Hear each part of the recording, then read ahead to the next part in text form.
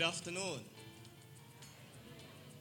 This afternoon, I'm very happy to welcome everyone in this hall where we house the future hoteliers and restaurateurs, the food scientists, and the tourism enthusiasts in the College of Hospitality and Institutional Management in Our Lady of Fatima University. Today, this afternoon, it's a good activity. It's actually, I would like to congratulate as early as now my teammate in the technical committee of CHED for bringing this kind of endeavor in the academe, Miss Eileen Clemente. Let's give her a round of applause.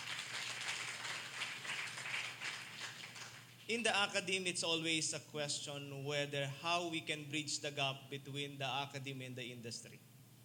It's like a pedantic concept, it's an pedantic question, whether we can bridge really the gap between the academe and industry. Looking at the list of the participants this afternoon, I think that particular concern, it is addressed already. Because looking at the supporters of this particular academic pursuit, you will see people from different sectors. And I wrote in behalf of when I asked the president to come and join us, but unfortunately she cannot make it.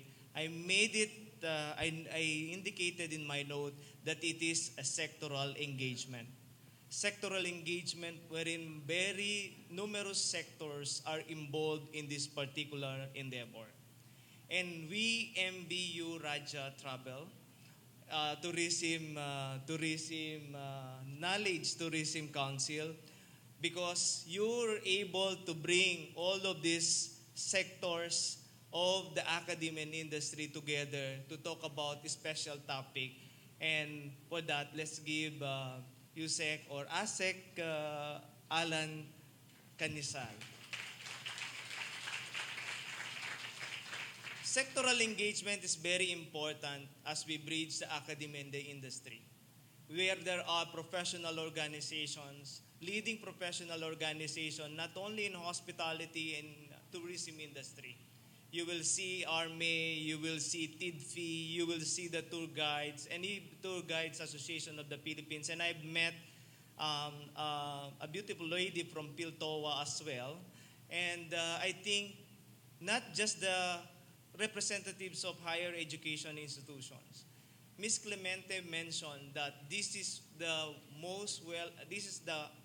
well-attended activity wherein we have numerous higher education institutions participating in this event. Bridging the gap. When we talk about bridging the gap between the academy and the industry, the problematic situation is how can we approach the industry and how the industry can approach the academy. It's always a question. It's always a concern of everyone. And one important question that we normally ask in the academe, how can we develop our students so that we can protect them for the future? If not for us to shield them or to produce future-proof graduates. And looking at the theme of this event, the proponent of this event revealed explicitly two important aspects of making this making our program agile and making our graduate future-proof, and that is through innovation and technology. The reason why we have been helping different sectors to develop their programs and projects, because particularly in the academe, it is high time for us to develop graduates that are for future jobs or for future employment and not 20 years ago or 30 years ago. I am very hopeful that this learning platform will rebuild further meaty discussion about how we can probably shape future jobs and how we can develop further our programs in the higher education institutions. And with that, I would like everyone to enjoy the networking of ideas. It is indeed the sectoral engagement of everyone. And I would like to congratulate everyone for exerting your effort, for going out of your way. I know it's not easy to be in Valenzuela. Forever, we will be grateful. Forever, we will welcome you. You're always welcome here at Marulas, Valenzuela, particularly in the College of Hospitality and Institutional Management. Mabuhay po kayong lahat.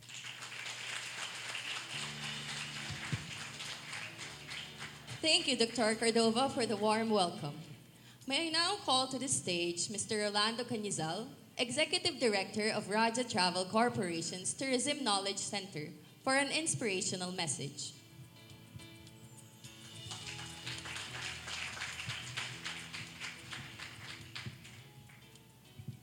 Good afternoon, everyone. And thank you very much, Berna, for that introduction.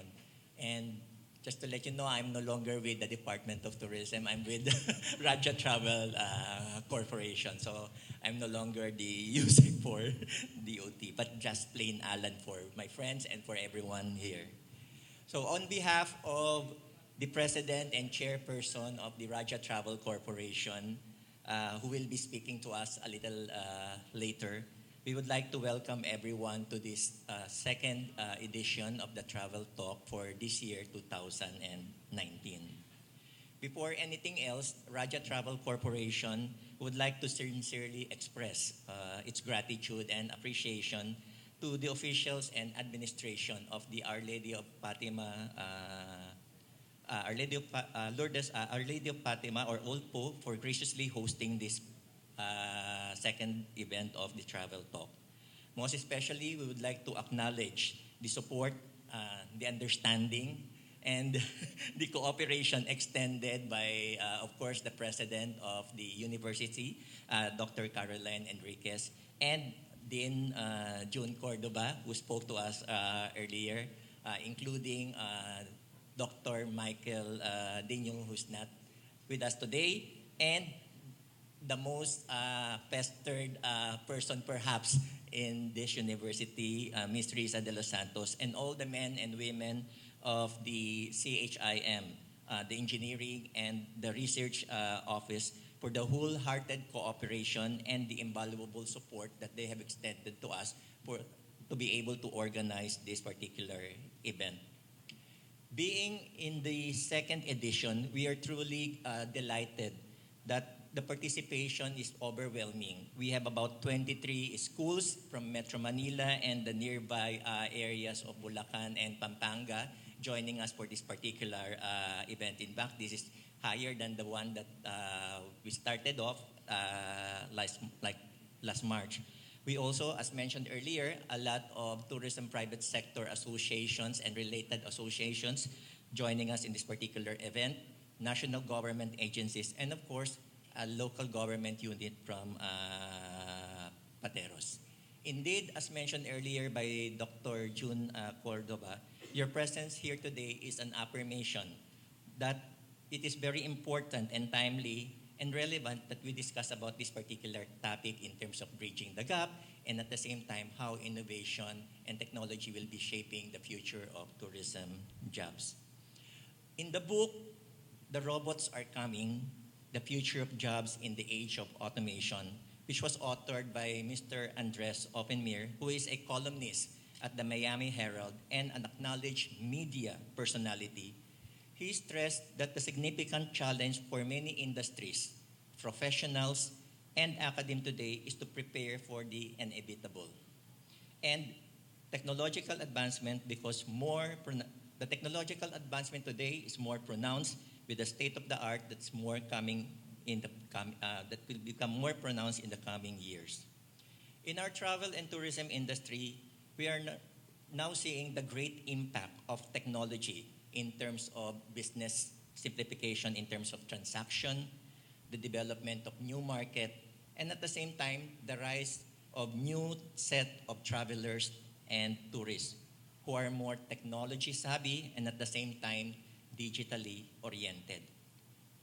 In this regard, many businesses such as hotels, travel agencies, and tour companies have started to adopt certain technological systems to better serve their guests and at the same time promote their products in the market.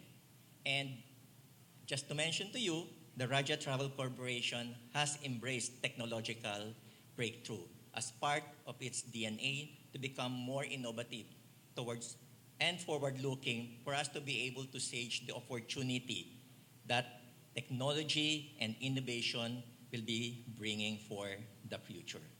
We have automated several processes in the office so that we will be able to better serve our clients, and at the same time, we're also using big data for us to be able to better understand who the market is and what the market needs and how we will be able to prepare properly a good tour program for them. However, while innovation and technological advancement is something that we must embrace, there remains some fear and at the same time apprehension that several jobs and positions will become obsolete and at the same time necessary. Again, referring to the book in terms of the robots are coming, as well as the many studies that have been undertaken and continue to be developed, it always point out to a different perspective. While some jobs may have to go, new jobs are being and will be created because of this phenomena. And today, we're very grateful to have invited some distinguished speakers from the private sector and the government who will share with us their views, their analysis, and their experiences on this particular theme. Their insights will hopefully help our government and academe to prepare, as mentioned earlier by Dr. June, to prepare and adapt programs and curriculum to ensure that our students will have jobs when they graduate. And for the industry to hopefully guide government and academe to develop students who have the knowledge, skills, attitudes, competence, as well as the preparedness, as also mentioned earlier, for the new job for the future. Let me end this message by saying that innovation and technology are part and parcel of our economic progress today. Let us nurture it to create better versions of ourselves, our communities, and our countries. Let us find a way to use technology. Let us find a way to use technology and continue to innovate, because through this kind of innovation, we are redefining and at the same time, we are refocusing the new set of skills, the new sets of job for the future, which will be used by our students and the new professionals that will be coming in. We wish everyone a very successful and productive discussion today, and we encourage everyone to please raise some questions to our distinguished speakers. And at the same time, if you have any comments, please log on to the link that has been provided earlier, because this is being live streamed, so that other people will be able to see your comments and react to your comments, because we need a lot of conversation to happen so that everyone will be able to provide good views in terms of how we'll be able to shape a better future for our students. Thank you very much. Thank you, Sir Alan, for your inspiring message. I would now like to introduce our panel facilitator, Dr. Maria Cherilyn Rodolfo. Dr. Rodolfo has more than 20 years of experience in tourism research and consulting for government, private sector, and international development partners.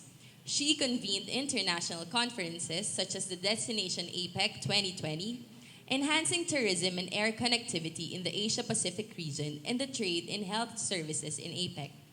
She served as either consultant or resource person to organizations such as the APEC Philippine Studies Center Network, Philippine Institute of Development Studies, GIZ, USAID, AusAid, APEC Secretariat, ASEAN Secretariat, World Tourism Organization, Economic Research Institute of ASEAN and East Asia, World Health Organization, and the ADB Institute. Let's all welcome on stage Dr. Rodolfo.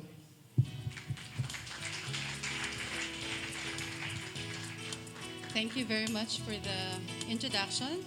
So, part of the Internet of Things, you can just grab photos from Instagram if you are friends in Instagram. So that's why they were surprised, with the photo. Anyway, because I was also surprised. So,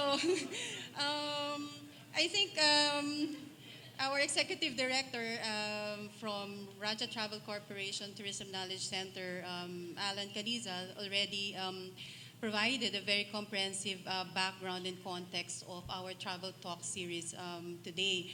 Now, let me just emphasize, as a matter of introducing the first panel discussion, that automation actually has started to change behavior of people, how the way we do things, how we relate to each other, and most importantly, it also sets some standards on how many jobs will actually be available. And the World Travel Tourism Council actually gave us some very interesting figures that in the next 10 years, there will be 100 million new jobs to be created in global travel and tourism, so our sector. So it would be actually a big challenge if the Philippines could have a bigger share of that pie of the new 100 million jobs in the next 10 years. So let me introduce our speakers for the first panel, which is entitled Technology, Innovation, and Tourism Career Opportunities. We're very fortunate that we will have actually our first speaker, the chairman and president of Raja Travel Corporation herself, Ms. Aileen Clemente, who is also one of the change makers and movers, not only here in the Philippines, but also in Asia, and also as member of the World Travel Tourism Council.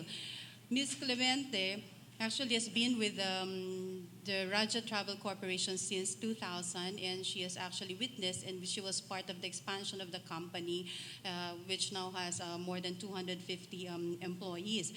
She's also responsible for the overall operations of their offices in Manila, in Makati, and in other implant offices.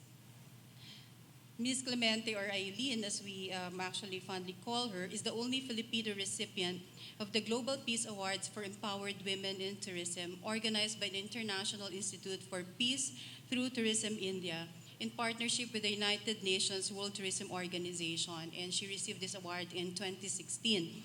She has also been honored with the Skull Club Makati Travel Agency with the Personality of the Year Award in 2015, and the Amadeus Industry Leaders Award, or the ILAW. Through the years, she has held various positions in several travel industry associations and organizations, and she served actually as president of the ASEAN Tourism Association, or the ASEANA, from 2014 to 2016, and as executive vice president of the Tourism Congress of the Philippines from 2014 to 2017. So I'd like to request Ms. Clemente to please stand up to be recognized by our audience. Okay, thank you. Now, our second speaker is Mr. Andy Michaels Lim, who actually flew in from Singapore just to be with you today. And he will talk about creating and defining jobs in the travel industry and the role of the global distribution systems as an enabler of this evolution. He is currently Managing Director of Greater China and Southeast Asia Business Travel with Amadeus. Prior to his current post, Andy was the General Manager of Westminster CTM Travel in Singapore, a leading wholesaler since 1973, where he handled corporate travel programs of clients on a local and regional basis. He is a well-known travel and technology turnaround specialist with over 15 years of experience and expertise, and he actually provided his expertise in Panel Kerr Forster, one of the top tourism consulting companies in the world, where he actually helped restructure more than 40 travel and hospitality companies as part of the program. So I'd like to call Mr. Andy Michaels Lim to please stand up to be recognized. Okay, and our third and last speaker for this panel session is Mr. Timothy Su, the Senior Sales and Marketing Manager, Asia at Contiki Holidays, Singapore, who will explore broadening career opportunities in digital marketing. He completed the award-winning course Squared Online, developed by Google on digital marketing, and he finished the program with distinction in the year 2017. He served as panel for the top-performing Southeast Asia sales rep from Google Channel Partners at Google's APAC campus. He's a marketing strategist with more than 10 years of experience in business-to-business and business-to-consumer experience in the travel industry. His skills are actually very broad and very wide-range and very extensive in the areas of digital marketing. His expertise includes content management, e-commerce development and analysis, email marketing, and social media management. Apart from digital marketing, he provides expertise in the areas of relationship management, strategic campaign development and management, brand management and public relations, event management, product management and development, and retail management. So Mr. Su, kindly stand up to be recognized by our audience. He also flew in from Singapore. So I'd like to request now Ms. Clemente to deliver her presentation, and then she will immediately be followed by Andy and Timothy.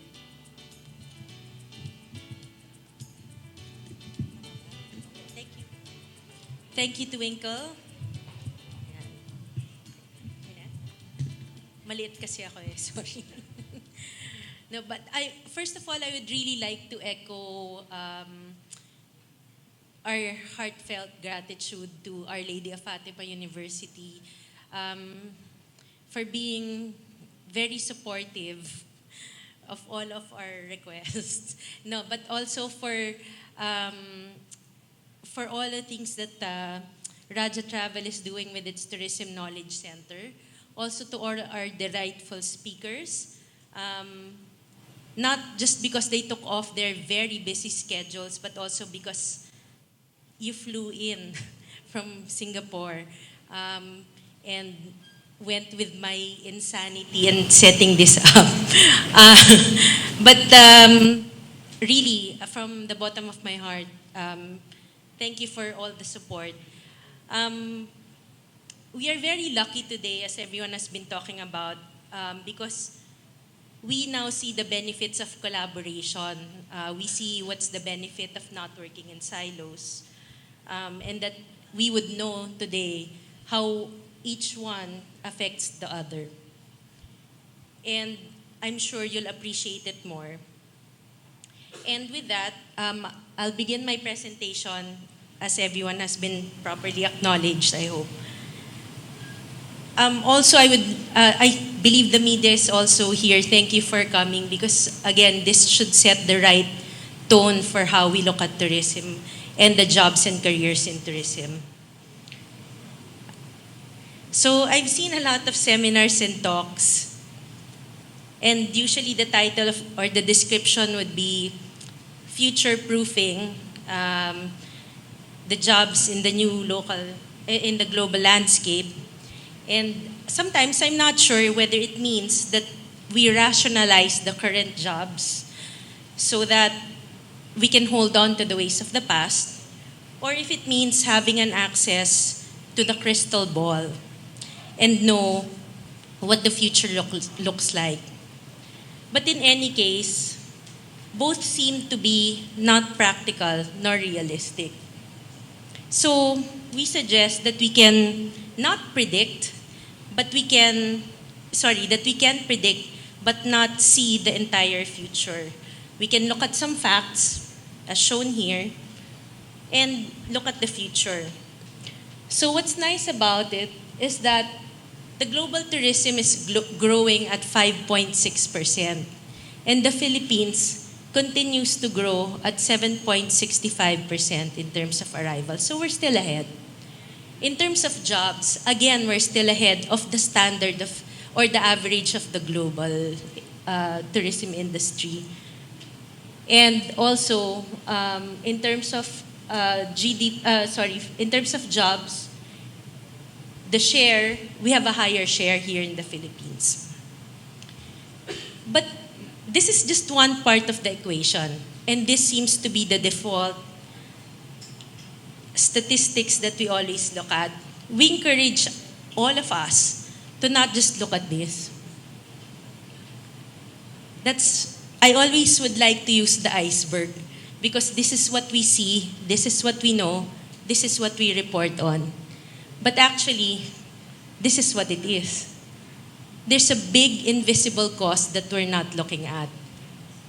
And we need to really look at what is the other costs. Our cost of operation is also apparent, it's visible. But there are others, which is the social, environmental, and cultural. And these have been defined in the Sustainable Development Goals.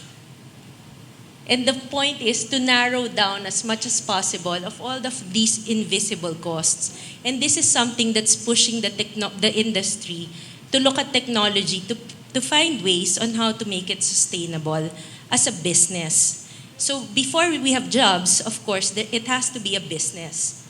But how do you make the business sustainable so that it can create that sustainable future for everyone?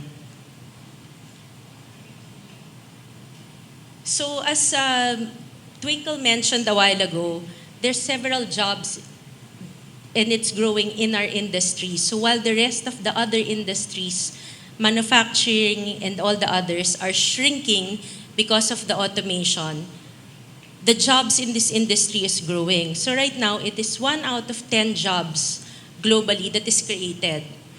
But in the future, it's 1 out of 5 jobs, which means it will grow. But even if we talk about jobs, it's not about having the same job. The nature of the job is changing. So even if you have the same title, it doesn't mean the same thing in the future. So I don't know if you've ever seen this, but these are the Sustainable Development Goals.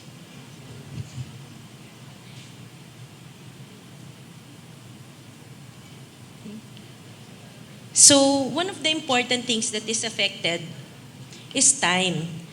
Because whatever you do, tourism will grow. The population is growing. More of the people will want to visit other places. And it will always grow. But how can you make sure we service them and provide the same service in a shorter span of time so you can handle a bigger volume? So that's why there's the automation. So we have the challenge of time and timeliness. So while some jobs will disappear because they are mechanized, the growth will be there.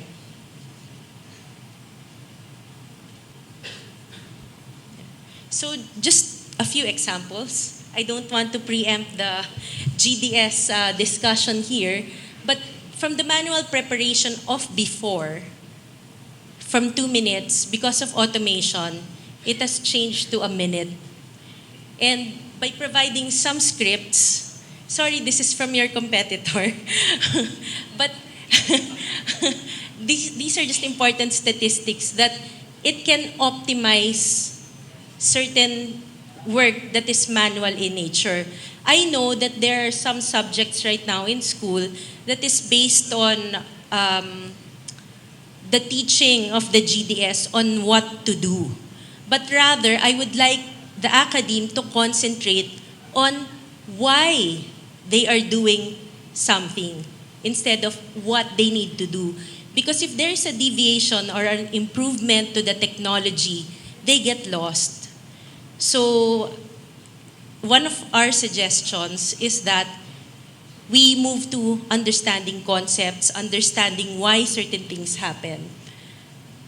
Also, one of the changes is the number of ways the customer contacts us, and most of the time it's instantaneous. So even email doesn't work as much as now the chat, it's growing. Mobile technology is where everything is moving. Again, another automation. So we may not need a lot of the people that we used to need. That's why you have the booking tool or you go to an online booking site. All of us have different online booking sites. But again, the things that are necessary or changes one's experience in travel has to still be there. So let me make this short comparison that before, in getting to 1 kilometer, they used horses. And then the train, the car. So the number of seconds it takes to get to 1 kilometer is lesser and lesser. The same is true for data. Unfortunately, we are at a time that everything is almost instant. So that is what is driving the service level that we all need to have and what you need to teach or what the students need to learn in providing that service. So, 210 terabytes per second is happening. That's in 2017, so that's more now. If this was paper and we needed to print everything, that's 4 million trees per second, which we don't even have.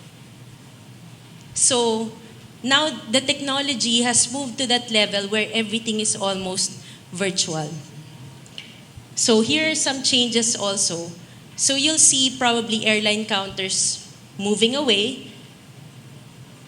Check-in, boarding has also been changing. Sorry.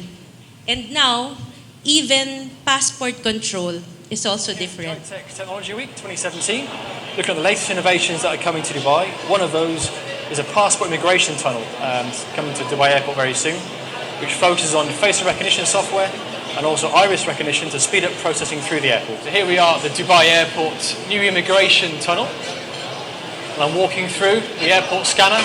As I'm looking around, it's picking up my eyes and recognizing my face so I can get through passport control without any queues and get on to my ultimate destination without having to wait at the airport.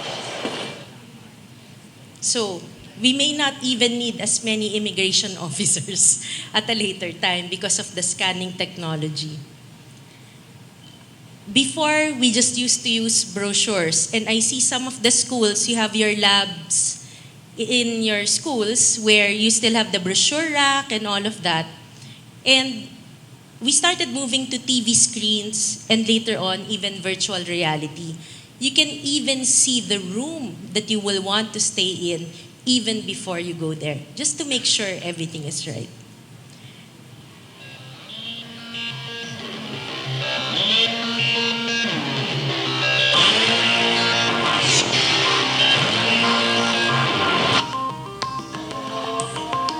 I'm Justin. Welcome to the Mercedes-AMG Petronas Motorsport Garage. And we're going to take you through the Bavaria experience so you can have an immersive and augmented reality experience in the garage.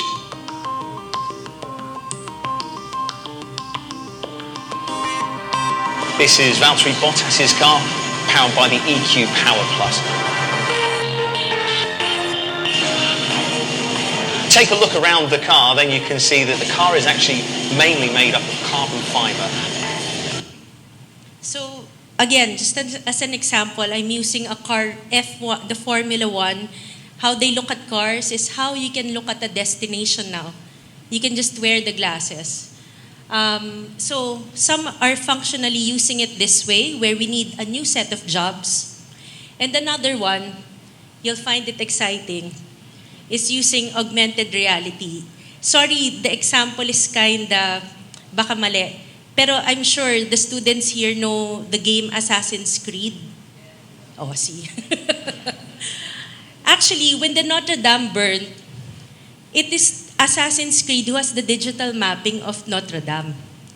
So, kahit nasira siya, sorry, I'm speaking in Taglish. Kahit nasira siya, the way they can recover this is because of the digital mapping of Assassin's Creed.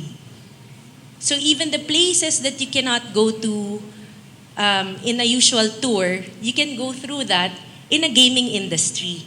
So not only are we developing tourism by going to an actual destination, but through gaming. And that's what F1 did also, because F1 was dying. and they saw that Formula One could be a gaming industry. So from a $1 billion industry, it is now a $1 trillion industry. So this is the game, and this is the news about it. So they have a better layout of the Notre Dame, actually, than Notre Dame itself. See the pictures? They're almost the same. Okay. So almost to wrap it up, for us right now, this is the cost to hire one person because, again, the gap. So it takes for us to hire one person to interview 20 other people because of the qualification.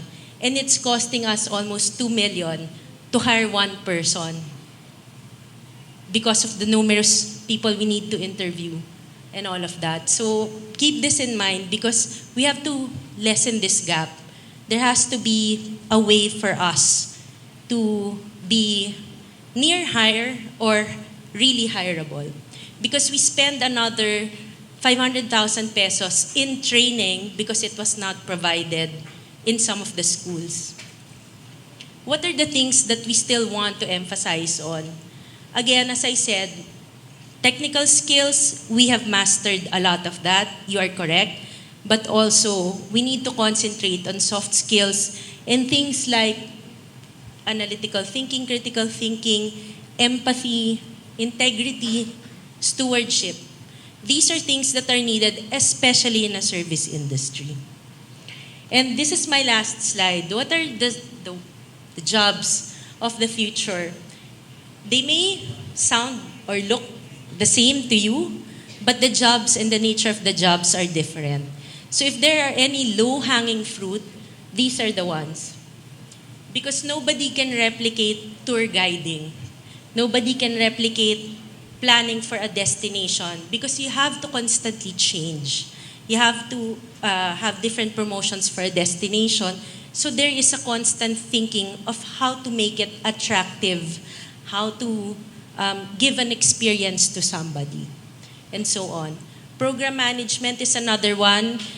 This deals with a lot of numbers for corporate clients. But these are the low-hanging fruits so far. So with that, I thank you.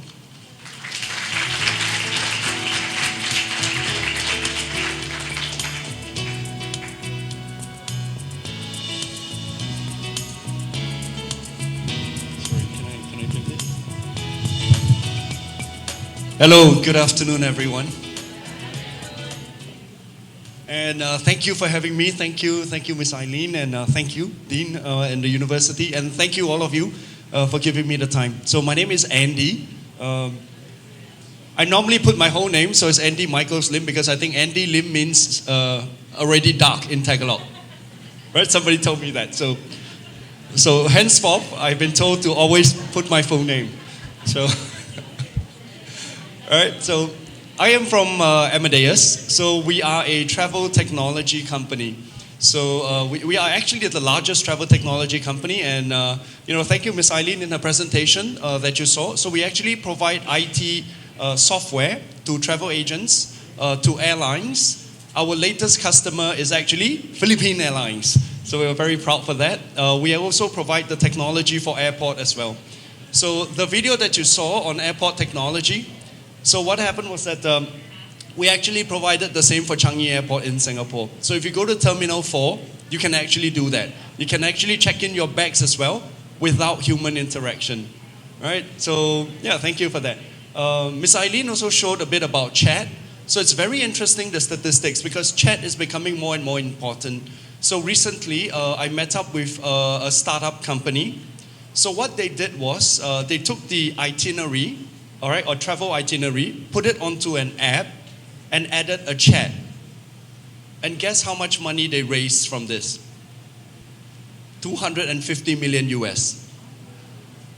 Seriously, all right? So yeah, there's a lot of innovation, and I think innovation is really the way to go. So let me move right on to a video. Raise your hand if you know what this is. Should have thought this through. I can't see if you're raising your hand. Several hundred years ago, long before you were born, this was invented. This simply has one function, and it is to play music. There's no touch screen, there's no streaming. You listen to a tape, you started at the beginning, you ended at the end. You couldn't hit shuffle, you couldn't skip back and forth, you couldn't hit repeat. You listened to a tape as if you were sitting at a concert, but all in the ease and comfort of a walk. So they called it a Walkman, because you put it on your head and you could walk, man.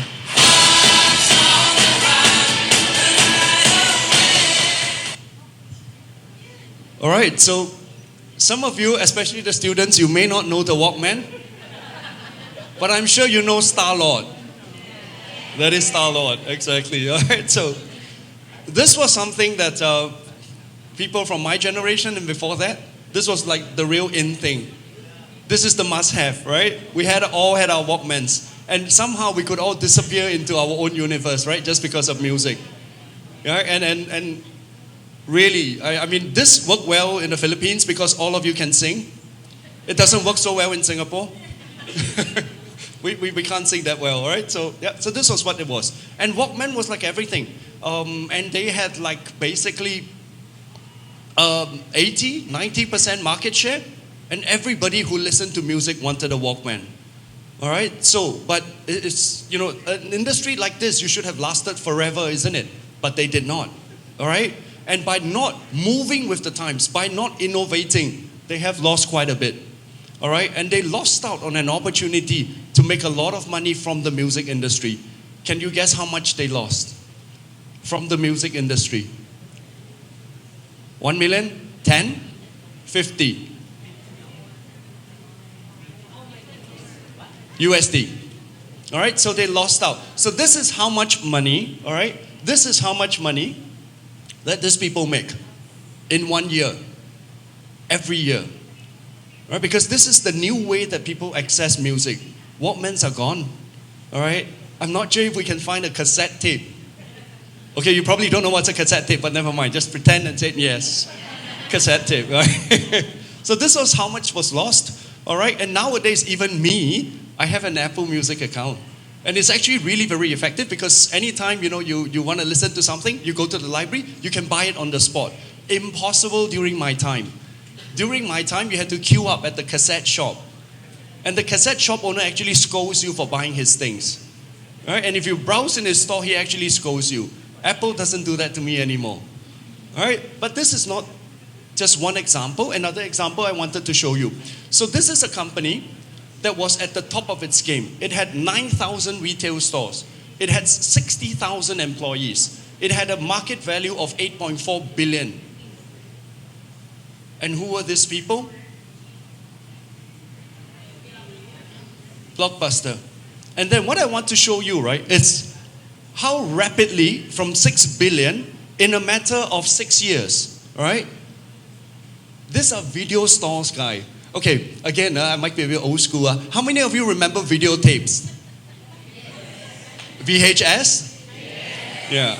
It's probably now, if you don't know what a videotape recorder is, it's probably that paperweight that you are using at home. All right, but it used to work and it used to actually play videos. And everybody had to queue up at a video store to rent a videotape, watch the video, and go back and then return the videotape. Right? So that was what it was. But look at what the internet did. Look at what Netflix did in a matter of 6 years. So the biggest company in the world for videotapes went bankrupt in 6 years, and Netflix came up. And they are worth about 2.2 billion at this 9 years ago. They're worth even more now. So what am I trying to say? And do you know, right, it's a very interesting fact. Do you know that the founders of Netflix actually went to Blockbuster and tried to sell them the company for 5 million? And Blockbuster said, nah, we don't believe in you. Right? And look at what has happened now. So what is really happening? So what's really happening is that the industry is changing very fast. I'm sure you've heard of the Fortune 500 companies. They're like the top 500 listing of the companies in the world. So these companies, right, used to last a very long time. So if you build a big company, you can last on the average 75 years. That means you remain on top for 75 years. Right now, the life expectancy has fallen to about 18 years. So top companies all right, are being replaced very, very rapidly. There we go. So, what should we do? So when working for a company or looking for a job, all right, or getting yourself into the industry, it is important that you find out, right, what the company does. So there are some basic questions. You need to understand if the company, what it's doing, is it providing ease? Right? Is it making things easier? Netflix make things easier, isn't it? You don't have to queue up at a video store anymore, right? Does it navigate complexities? We used to have to forward and rewind. There's actually a machine that rewinds videotapes, and it just does nothing but rewind videotapes, right? So now we don't do that. You actually move your finger and the song actually plays forward. It's quite amazing, right?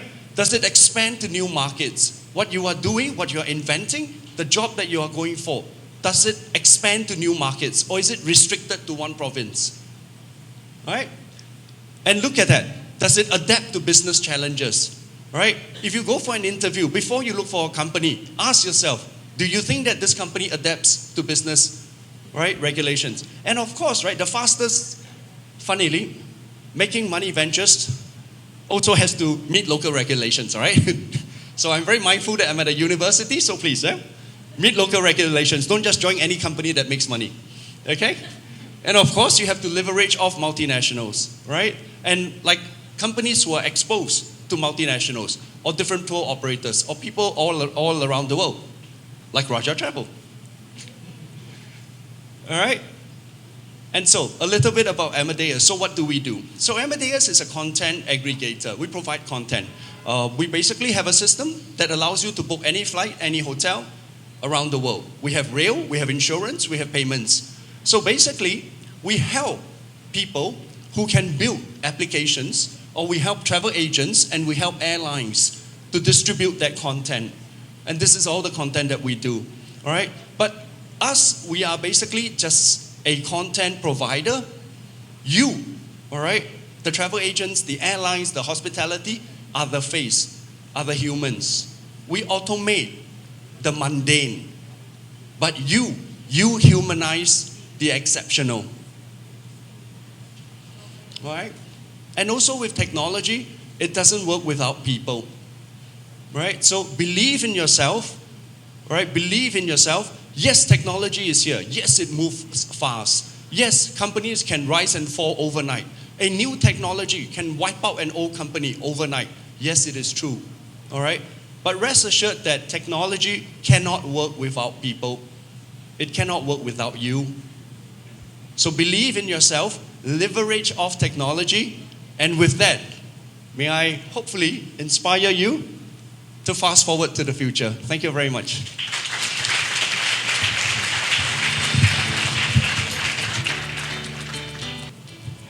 Hi, afternoon, everyone. So the speakers before me have set a very high bar, but I think there's a theme that goes along these topics, and I think the biggest thing, if you forget the rest of my 10 minutes, is to always ask why.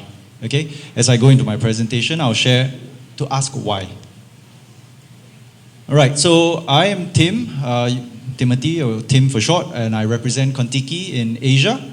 Okay, we are a travel business for 18 to 35, and we provide travel experiences for this audience. So the millennial audience who doesn't know about cassette tapes, videotapes, everything Spotify, Instagram.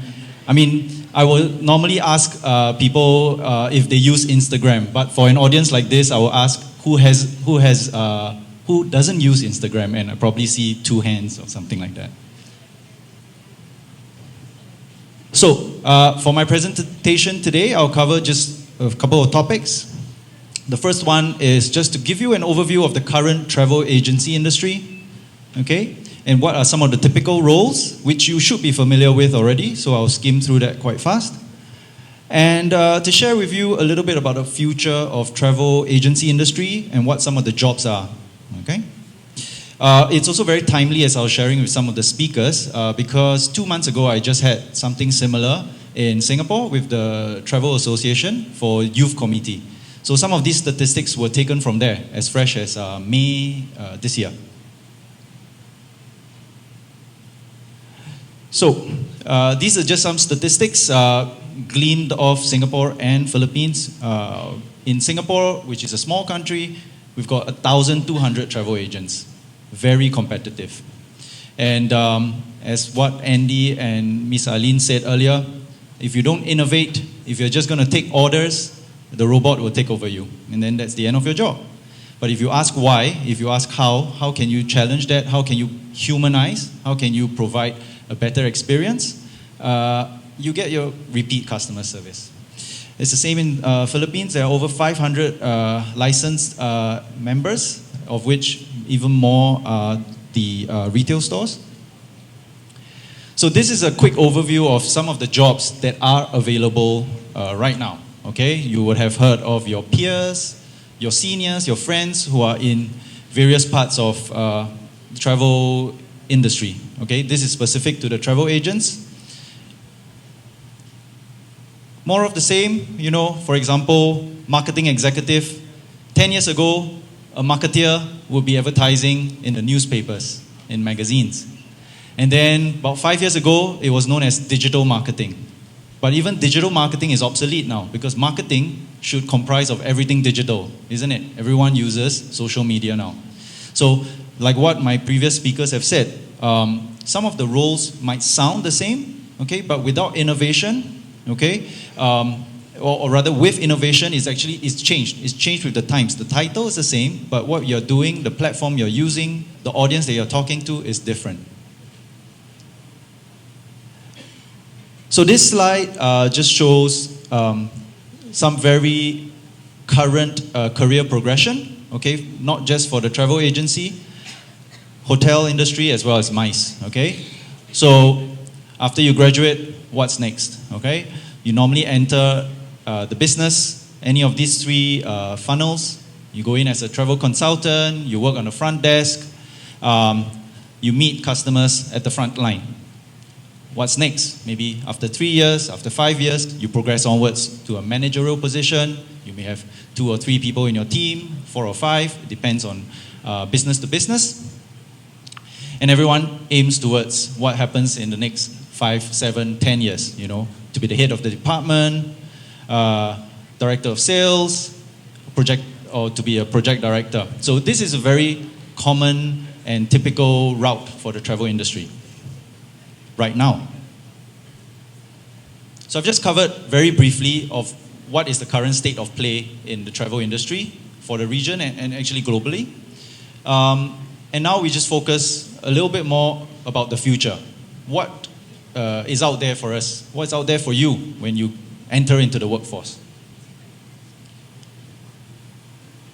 So I think some of the presentations earlier have already set up the tone for this, and I won't spend too much time. But essentially, it's against the theme of how do we innovate? How do we humanize? If we are just going to take orders, okay, there is an app for it. There is a solution for it. If we're just going to book a ticket for someone, book a hotel for someone, there's 1,000 apps that can replace us. But if we aim to provide a certain difference, okay, we can understand what the customer needs and we provide that humanized touch, okay, that's where we stay relevant, okay? And like what Andy has mentioned earlier, if we can harness technology to help us, one easy example is obviously in the current setting, okay, if we deal with customers, we tend to focus on email. But as Miss Eileen has shown in the slides, it's chat, it's Viber here in Philippines, WhatsApp in the rest of Asia. You know, these are some technology tools that we can use to communicate with our customers. And for Kontiki, this is very relevant. I always tell my boss, don't forget about the phones ringing, forget about people walking into the store. Okay, we have a shop front, and that's where we see our visitors. My colleagues would be chatting with them, and it seems very quiet in the office, but that's because they're chatting with the customers. They're not speaking with the customers. They're not pulling a chair for the customer. It's all on the platform, okay? And they take it on the, not just on the website chat, but they also take it onto the phone chat as well. That's what Kontiki customers want, 18 to 35. And sharing with you and an example that's just a couple of months old, sometimes we lose customers as well because we don't respond fast enough, and because the customer doesn't want to book anywhere else except on chat, we lost the customer. Okay, so that happens. And our customers are 18 to 35 with an average age of about 26 to 27. Okay, they're busy. Excuse this slide, it's heavily skewed towards Singapore. That's where we come from. That's where I come from. So I've just shown a few examples. So in the pursuit of digitalization, some of these travel partners have gone towards that way with apps, with booking engines. So Chan Brothers is one of the leading travel agencies in Singapore. It's also got its own online booking tool now. STA Travel, which is a student-based travel agency, they also deal with the millennial audience. They've got a mobile app. And another big travel agency in Singapore, Dynasty, have also invested hugely onto mobile booking platforms. Another part that I would like to focus on is with startups. So I think Andy had mentioned a little bit about startups earlier. And I think the origins of startups is always, again, asking why, challenging the norm. Okay, they might have been frustrated. Someone like the founders of Netflix, try to sell the business for 5 million, and now they see their potential buyer fail before their eyes. And startups originate from that. Okay, so there are more travel startups that are taking off globally, and I think Amadeus had already shown some examples. And the travel industry can be a little bit frustrating at times. Okay, you've got a lot of legacy rules, you've got a lot of legacy regulations, and the startup space is ripe for a ton of opportunities. Okay, as long as there is someone who's willing to challenge and ask why, and identify opportunities within the space, they can succeed from there because they have technology. Technology levels the playing field. You don't need to have heaps of money to lead the way. You partner yourself, okay?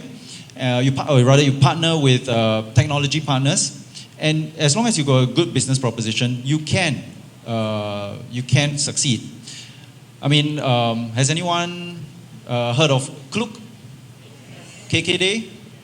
Yeah, so I think if 5 years ago we asked this question, I think we would have a lot of blank faces. But now, 5 years on, Klook is here to stay. Support for startups is also there, as Andy had mentioned earlier. There is a growing demand of bigger organizations and corporations who knows that they can't do things themselves. It's all about collaboration. Okay, and there are always businesses who are on the lookout for startups with the next big idea. There are sandbox opportunities for the startups to join in, to plug in. And what's the next big idea may help organizations take off from there. Kontiki, at Kontiki HQ, we also do that. So like I mentioned earlier, chat. Okay, in Kontiki, we work with a chat startup on how we can create that virtual shopfront. We work with a few other technology partners on the back end as well, just to keep things relevant for ourselves in addressing the customer's needs. And in terms of the potential in joining a startup, which essentially is a question you can ask when you enter the workforce. I think right now there is also that two questions because startups are quite numerous. You could be thinking of joining, I suppose, a traditional company or a startup. And I think the green slide or the green square just is some questions you can consider before you want to, you can consider about if you want to join a startup. Well, at a startup, obviously, the DNA of the business is about taking risks. Okay, it's very flat. Okay, it might be a very small team, and essentially, you are exposed to much more learnings, all right? You're not just pigeonholed into one department, into one role, okay? And of course, if you are starting from ground zero, you could be employee number 2 or number 3, you're part of something that could be big. But I think like what Andy mentioned in his slides before, it's, especially the last slide that he had mentioned, which I think you can get after this topic, these are some very important. Those were some very important questions that you should consider as you take the next step into joining the workforce. Now, these are some roles that I suppose, even for myself, who has spent about 13 years in the travel industry, were non-existent 5-8 years ago, and that's in the red square. Like I mentioned earlier, a marketeer.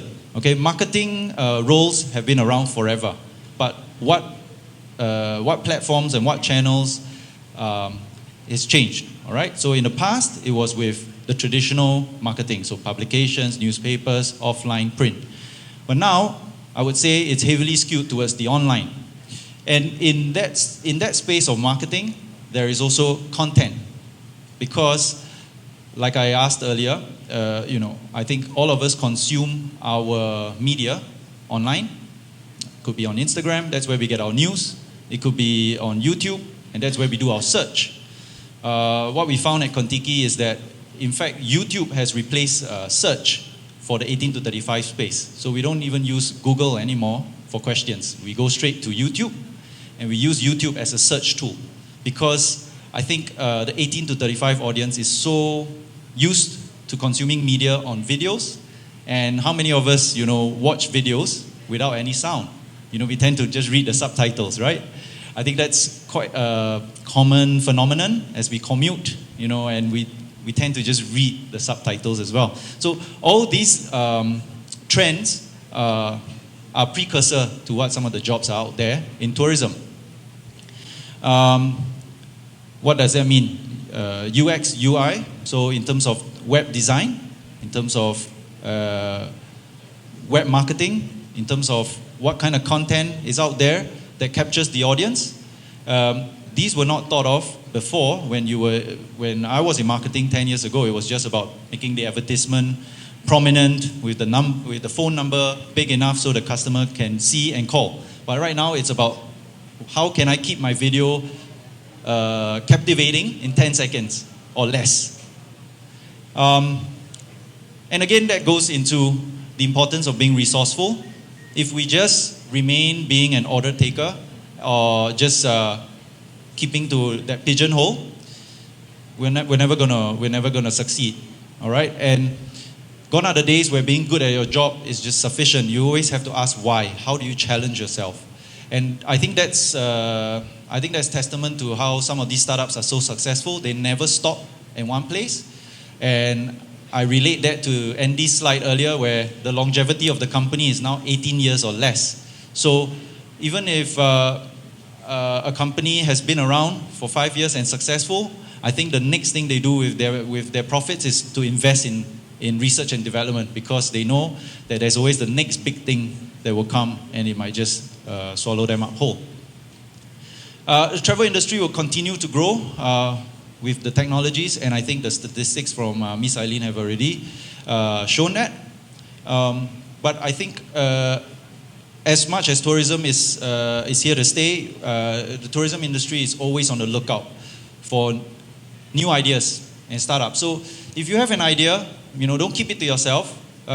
Use it during your learnings here in school. Best time to do that is I spent some time in a startup, and one big thing I learned was always to fail fast. Okay, fail and learn from it, and then fail again, and then learn from it. And then I think that's what happens when you join a startup. You will learn what fail fast is. Most important thing is to pick yourself up. So here's a video which I will play soon, and it's a video about Kontiki, what we do. But I think I wanted to just end off with a video because it shows you what some of my marketing team does now. We tell stories, okay? Yes, we run tours for 18 to 35, but how do we communicate that to someone like yourself, okay? And that's through videos, all right? And so we have a marketing team that will collate all kinds of video content, put it into a short 2-3 minute video, splice it up even shorter when we run advertisements into 10 seconds. And this is all done by my marketing team. So I just wanted to share that video with you. You've seen the pictures, heard the stories, and tried to imagine the exotic tastes, colors, and sounds. travel is a feeling that's difficult to describe unless you've experienced it yourself. It's like you're in a dream. You're like just sitting in this chair and there's nothing underneath you, and like as far as you're concerned, there's nothing above you. When I look back on pictures now, it doesn't look real in pictures. It is difficult to put into words. Like, am I having a water fight with a baby elephant right now? Like, it's just one of those, is this actually happening moments? Everywhere you look is almost too pretty. Your eyes almost don't know what to do with themselves. When I was going to sleep, I heard hyenas just howling in the distance. And then in the morning, we heard lions. They were just chilling there on the grass, and there were zebras standing behind them.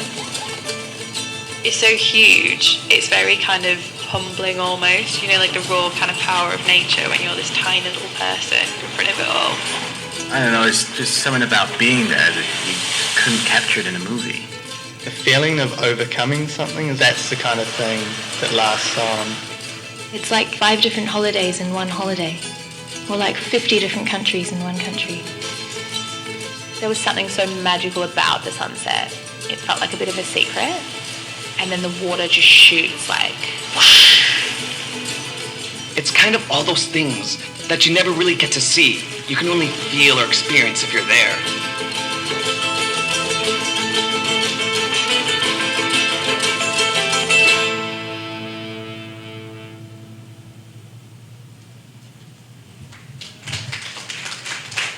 Thank you. So I forgot, I actually have 2 more slides, and it's just in that theme of the video about being there. So this was just a photo that was taken just a few months ago, all right, some familiar faces.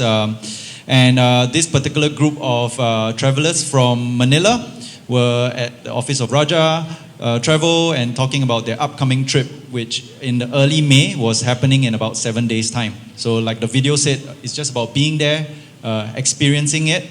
And just 2 weeks later, there was the group. I was part of the group. We were in Chiang Mai. This was some sleepy faces after a 10-hour overnight train. But everyone was really excited about the day ahead because the group, we were going ahead to spend 4 hours with elephants at an elephant sanctuary in Chiang Mai. So this is how I would end the presentation. It's about what you want to do next, and I suppose where will you go next is a question that I just leave it out here. I have no answer for you, but I hope that the presentation gives you some ideas on what are the future jobs in the travel industry. Thank you very much.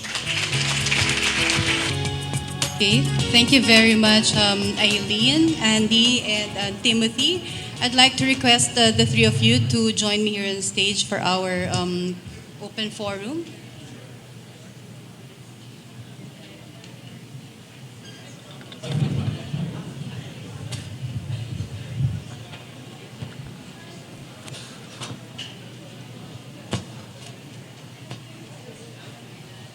Okay, your 3 presentations highlighted actually 3 important points. No? The first is that, as you pointed out, tourism is here to stay. The travel agency business is here to stay, contrary to predictions about 10 to 20 years ago that it's already on the demise stage, as long as, of course, there's innovation and evolution. And third is that there are career opportunities and even new roles available for our young people in this room. Now, and at the same time, you emphasize that, of course, to respond to this additional, this demand for additional human capital, there should be the right skills. Now, I'd like to ask more or less what would be the priority skills, maybe 1, 2, or 3, that should be emphasized in our curriculum in the educational institution so that our graduates could really respond to this evolving travel space, as you pointed out. Maybe you can start with Andy by height. By height, okay.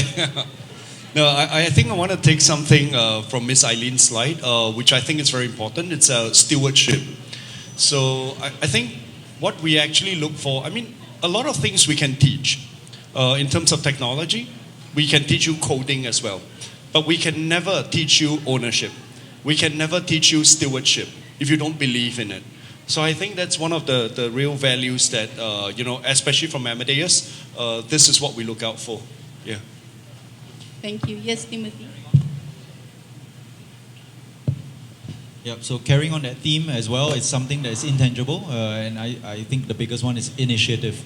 To have that initiative when I hire a new staff is because, like I mentioned in my slides, just being an order taker is not enough. You know, you want someone who can challenge you. And when I hire that the colleague in marketing, for example, I want that person not to be a yes man. I want that person to challenge my views as well, because with that initiative, that's how we can succeed. And that to me is one of the key ingredients in what some of the students can consider having or learning as they enter the workforce. Mine is something you can do something about. Communication skills. In fact, we use a lot of technology. I have the different groups of my company on the phone. So we communicate. And when one person communicates in not the precise language that we want them to, they get lost in translation. You will laugh here. One anecdote only. We manage a few properties, hotels, resorts. And we asked 2 students to buy 3 cases of beer for our guests. They bought the case without the beer. As simple as that. But it's true, it happens. It seems like a joke, but it's real. So we want them to be able to communicate. Hindi yung, sorry for the Filipino phrase, nauutal pag kailangan na magsalita. So I think communication skills is a must. You have to be able to deliver it. Now, I just wanted to elaborate more about stewardship because, Aileen, you highlighted it in your presentation. So can you explain more about stewardship and how actually our educational institutions can also like address it or incorporate it in the curriculum development? Wow, stewardship really covers a lot, but basically, in some fields or some teachers or professors teach that the work is separate from your personal life. It's not. It shouldn't be. Because your passion is displayed in your stewardship.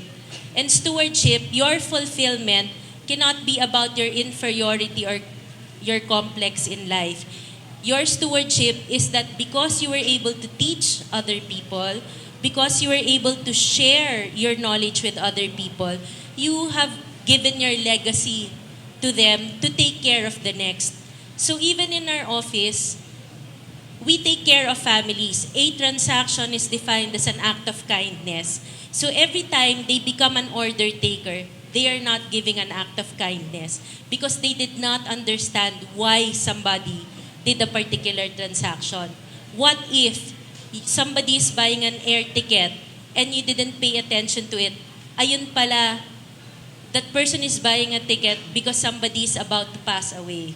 So if you're not understanding these things, then you're lost. So stewardship is really an understanding and a passion, and your fulfillment is derived from the happiness or the joy that you are able to deliver for other people. Okay, I'd like to invite members from our audience to ask questions because I know you are very excited already to inquire more from our speakers about their points that they shared. You have any questions?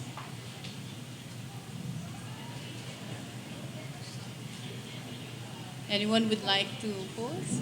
Any from the students?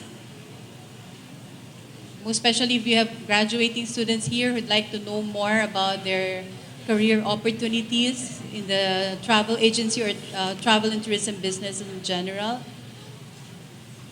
You know, one of the attributes that we look for in the workforce is also courage. The courage to ask questions. And to be honest, right, I've observed in our careers, you know, a lot of the times, right, it is the person that speaks up. I think this is something that in the Asian mentality that we have to improve on. It's also the same with Singaporeans, that we're trained never to ask questions. And I realized that if you don't ask, then we don't know, and people don't notice you. So I make it a conscious point very early on in my career. Whatever the boss asks, I raise my hand. And then I figure it out. I might say something that's totally irrelevant, all right? But at least I participated. So I encourage you, seriously, participate, yeah? Then there is no wrong answer. So I think there's a famous phrase for that, right? Fake it till you make it. So I think that's very true. And like Andy says, I've done a few of these sessions in Singapore as well. So no questions always at this kind of platform, but once the session is over, we get mobbed by like hundreds of questions. So please spare us. You can ask now. Okay, we have a few courageous people or members of the audience now. I'd like to ask a question. Yes, please. Please state your name and your affiliation.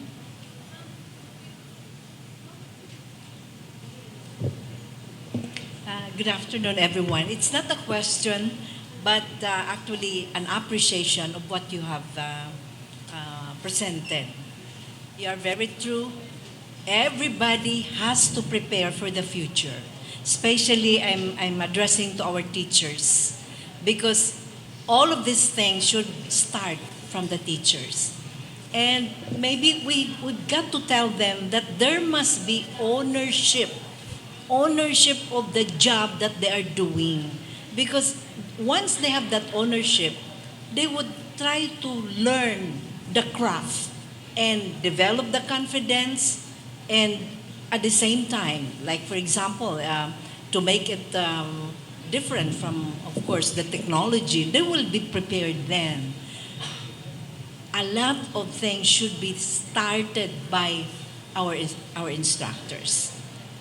I was sad to hear about what Miss Eileen presented or shared to us. Imagine the 3 cases of beer, and then only the cases were being bought. Wow!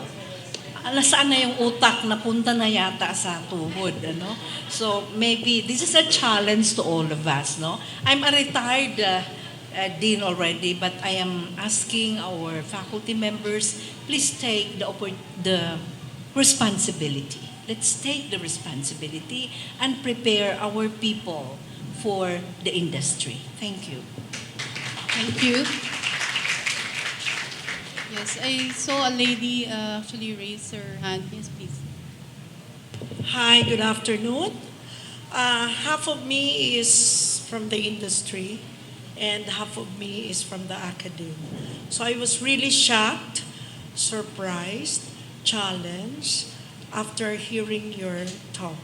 It's undeniably the thing of today.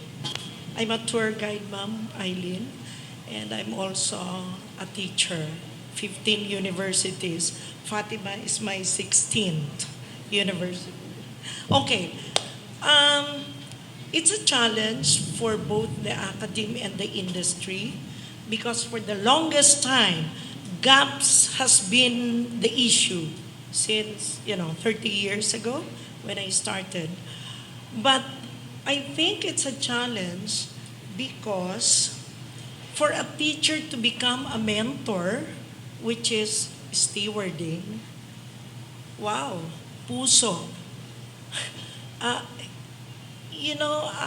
am a semi-retired teacher. I came back when Fatima, invited me, and I said yes. And I was so shocked that the students, wow, there's a lot of things to do actually. It's not only teaching, but mentoring. When you are very good in teaching, sometimes, you lack heart, passion, patience to teach the students. So it's a challenge both for the teachers, for the school, because to be innovative, you need equipments. Oh my God, mahal yun, expensive. But Fatima is one of the schools I'm proud to be joining them, that they have this modern technology, the system, and I'm low-tech, I'm about to be a dual citizen, Filipino citizen and senior citizen. So I'm telling you that joke because it's in thing for tourists. They don't understand the dual citizenship. So it's a challenge, really. So this travel talk is really a wake-up call for us.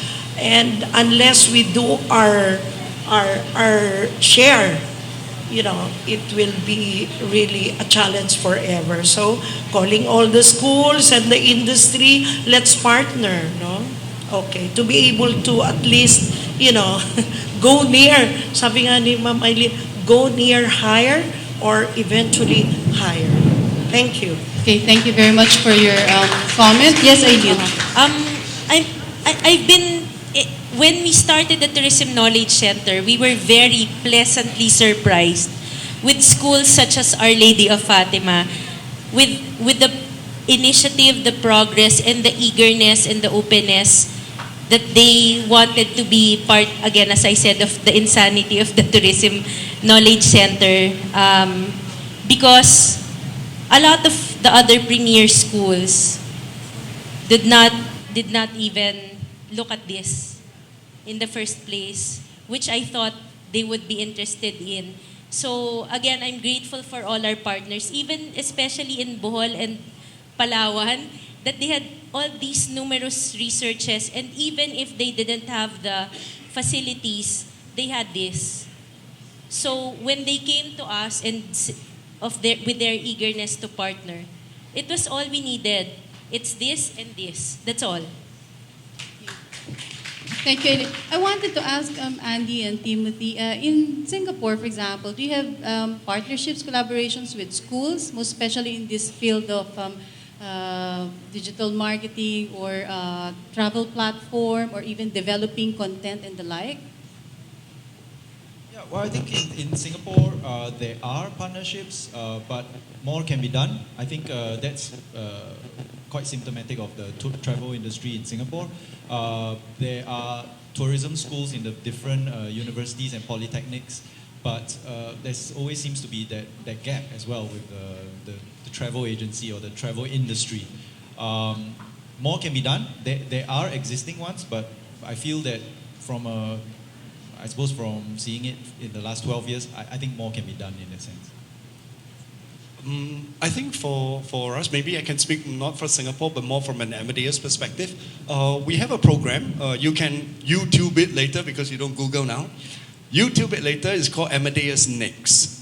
So we have enormous technology. So what we do is that we provide that technology to people, to startups, to students, who want to participate. Because technology is expensive, but for us, we want to invest in the future. And I just want to end off, right? I think you're a fantastic university. Seriously, I want to thank the teachers. I want to thank the students. You have fabulous graduates all over the world. Trust me. I was at the hotel. I stay at the Citadines, right, in Makati, right? So I came in. I flew in last evening, and I asked the hotel manager. I said, do you know how to get to the University of Our Lady of Fatima? And she was like, yes, of course. I'm a graduate from there. The hotel manager of the Escort Residences. He was so proud.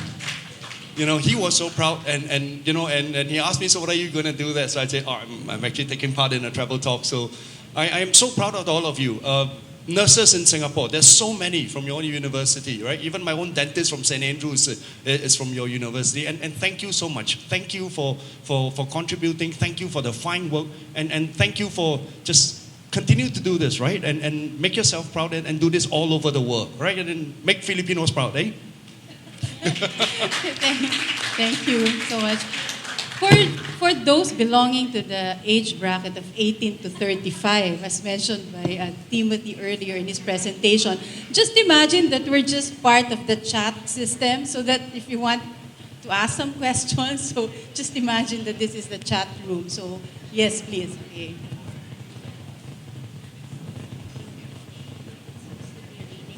I'd like to pose this question to Miss Eileen.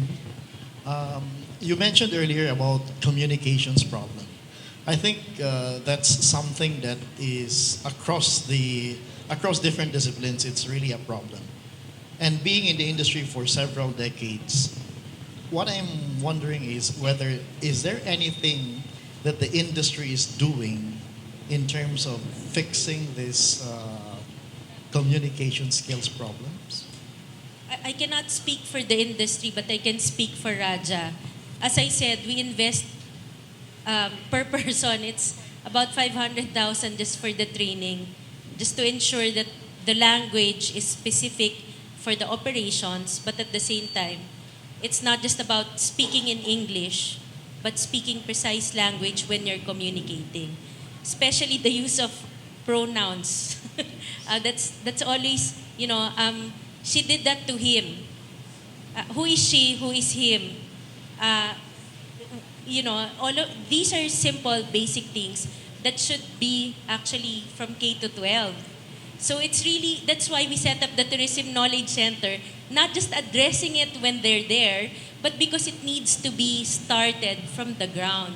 So that's why we have the Tourism Knowledge Center, because our idea is, apart from them reaching college, what do we need to influence down on the ground from the very first step? That's just a comment about that also, because when I was listening to you earlier, when you mentioned about that, my mind started cracking again, because I always tell that the problem is always at the bottom, because we kept hiring, or we kept having basic education teachers who themselves have problems with teaching communications, or they themselves have problems with communications. And to me, I can attest that, because we did an event last February. It was participated in by 12,000 researchers all over the country, across multiple locations. And the submissions of those were about 8,000 research output. Abstracts, we only require them to submit abstracts. And in these abstracts that they submitted, I had to commission 3 teams to do proofreading, just so the context of what they're saying in their abstracts will be understood. And these abstracts, why I'm doing that is because my company is based in Singapore also. My kids and wife are Singaporean, Chinese Singaporeans. So the abstracts that we have, we store it at the National Library of Singapore. But that's why before we submit it there, we have to make sure that it is at least something understandable. And I share with you that from the basic education, it's really a problem that the country has to fix now. Otherwise, it will really be a big problem. I mean, it will not be a problem that will be fixed in the next 5 years or 10 years if we don't do anything about that. Thank you.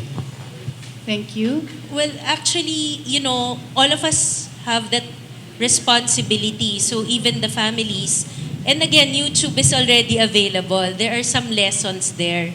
So it's all accessible. So it doesn't have to be a problem. Let's provide the solution. YouTube, again, is already there, and there are some techniques there. Use it. I think there was one bar exam where already the top came from the province. It's because they were accessing the internet more. It's already available. Let's use it. And it's a shared responsibility. That's stewardship. Yes, please.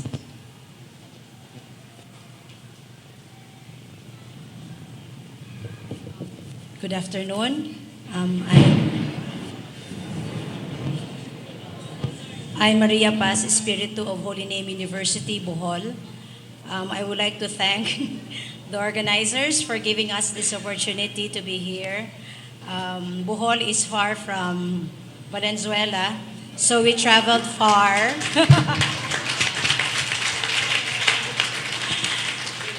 And I told my colleague, this better be good.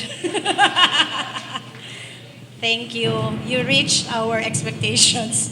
Thank you very much. It was a very short presentation, but very compact.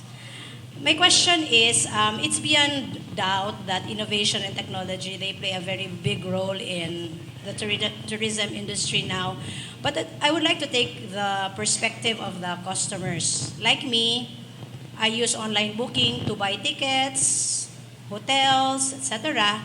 But my concern is, with the advancement of technology, there is a possibility that I might book in a website which is bogus.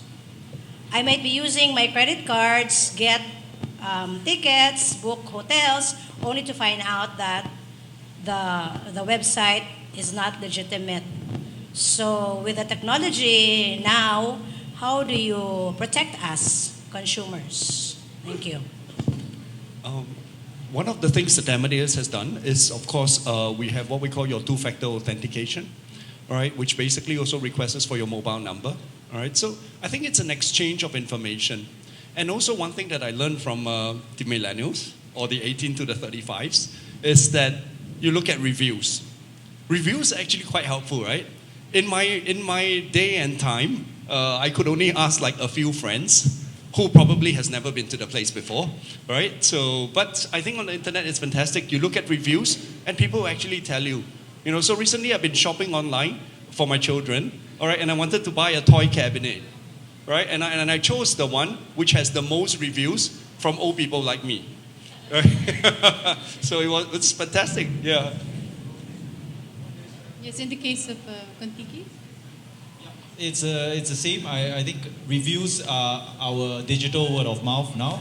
So further to your point as well, some basic tips is also obviously when you book online, make sure there are guidelines on the internet to guide you, but there will be the secure password or secure key, some little clues on the website, how the URL is spelled out as well. These are little things that gives you a heads up whether the website is bogus or not. And I think like Andy says, you can always go onto TripAdvisor as well. I think that's a perfect review site for anything travel, and that gives you a good indication whatever you're booking is bogus or not. Yeah. We have a question actually from Lawrence de la Peña. The Filipino has distinct accent compared to different Asian countries. Do you consider these as an advantage or a disadvantage? And thank you in advance for the response. Maybe I can answer that. I think it's a very good question. So whoever asked that question, thank you. All right, if you look at my shirt, I have my initials on my sleeve. This was taught to me in university by my lecturer. It's a very old school way of doing things. So I asked him, why would you want to put your initials on your shirt? Is it because you might forget that that is your shirt? He said no. He said that if you are not proud of your own name and of who you are, nobody will be. And if Filipinos, you are not proud of your own accent, nobody will be. I am Singaporean. I speak like that all the time. I speak like that in Spain, I speak like that in France, and I speak like that everywhere I go because I am proud. And Filipinos, you should be proud. You have every right to be proud. You speak great English, right? You're one of the most hardworking people in the world. And you're one of the most nicest people in the world as well. Yeah? So if I were you, be really proud. Be really proud. Even in a public speaking environment, all right? Everywhere you go, be proud to be Filipino. Be proud of your accent, all right? And be proud and go forward and rule the world, my friends. Okay, thank you very much, Andy. I think we still can entertain about 2 questions from the floor. 18 to 35 age group. Actually, those who asked earlier belong to the 18 to 35 age group. So, other questions? Yes, please.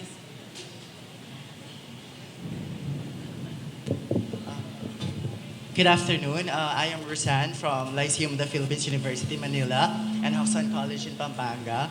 My question is, what will be the right approach in teaching communication skills in the tourism and hospitality industry? Will we go very technical, like grammar, or we will opt to like teaching our students how to listen, understand, and translate these messages into meaningful outputs? Because we also have to understand that communication skills is not only English, right? So that's my question. Aileen? I guess that's mine. All of the above. But communication skills, there's different parts. One is your verbal, one is your non-verbal. Both need to be, you need to have a program for that whole thing or integrate it in your subjects, which is the way the new curriculum works anyway, that it should be an outcome, one of the outcomes is how to have that. Now, in terms of communication, there's two parts. The verbal communication has two parts. One is the technical, so that you know that when you're responding to somebody, for example, giving an instruction, is it proper? Is it the correct steps? That's one. The second one is communications, customer relations, how to handle, queries, how are you responding? That's the other one, which again can be integrated in the different subjects, in the way that you handle creating cases, creating itineraries, explaining the logic of the itinerary. It's integrated. It should be integrated, not taught in isolation of another. Okay, thank you very much, Eileen. Okay, yes, please. Good afternoon. I'm from PhilToa. I'm a member of PhilToa and PTAA, and I'm also an owner of a travel agency.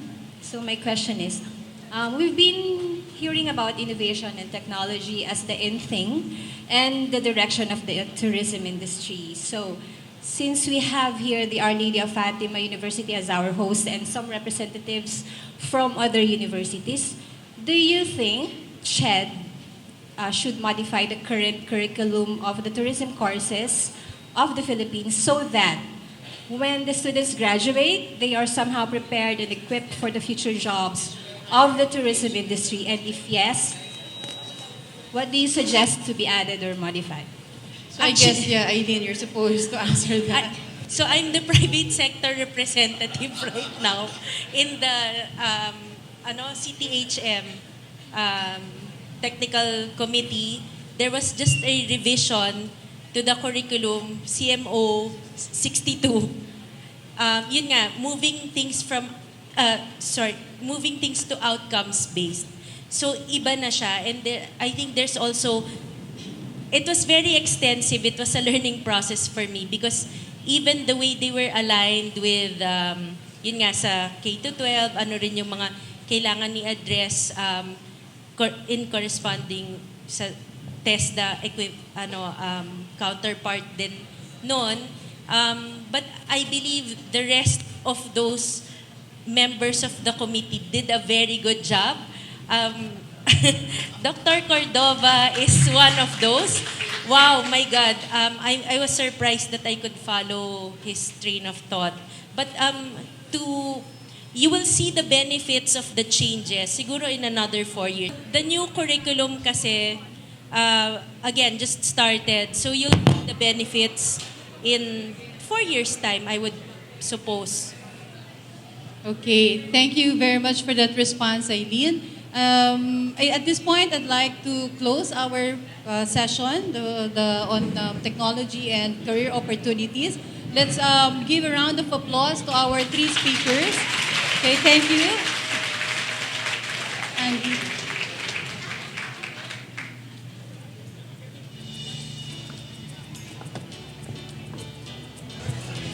Okay, so thank you to our speakers and to our members from the audience for that very engaging discussion.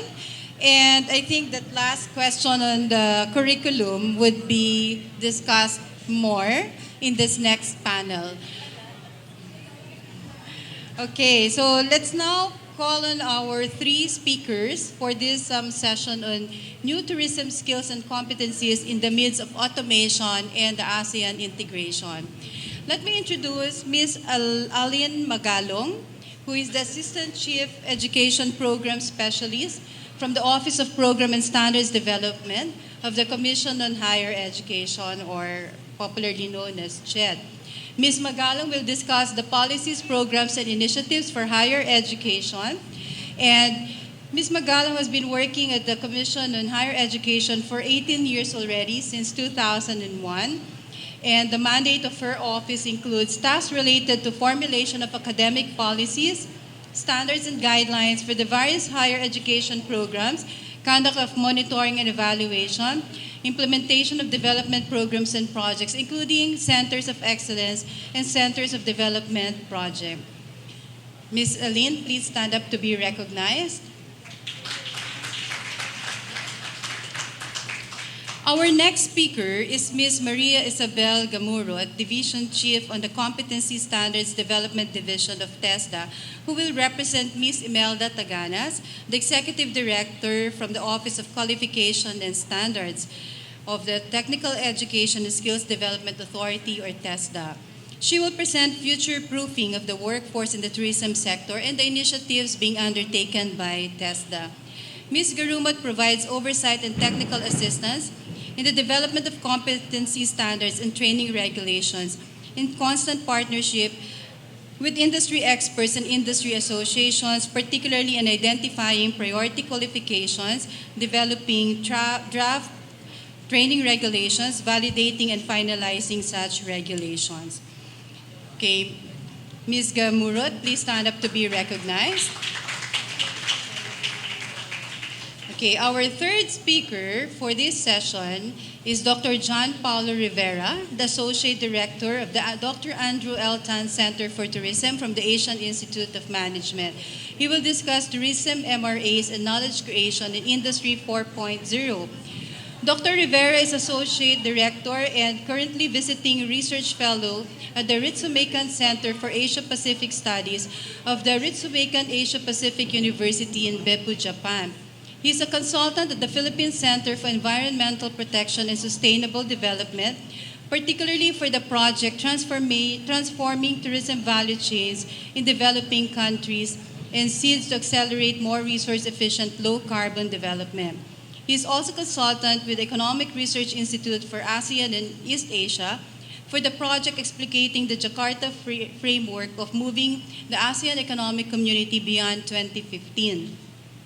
He was also involved in funded research projects related to poverty, labor migration, international trade, and macroeconomic growth, spearheaded by the Philippine Institute of Development Studies, the ASEAN Secretariat, Asian Development Bank, Asia-Pacific Economic Cooperation, Asia-Pacific Research and Training Network on Trade, East Asian Development Network, and the World Bank. And he is also a colleague of mine. We actually work together also at the AIM Dr. Andrew Tan Tourism Center. So, friends from the industry, I'd like to request Dr. Paulo Rivera to please stand up to be recognized.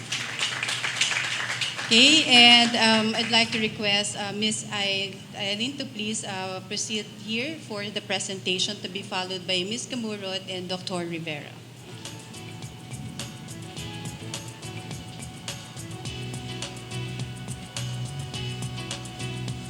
All right. It's so challenging to speak after a very overwhelming presentation from the industry representatives. I'm torn between cutting my presentation short or giving some details about the policies of the Commission. But I'm really happy.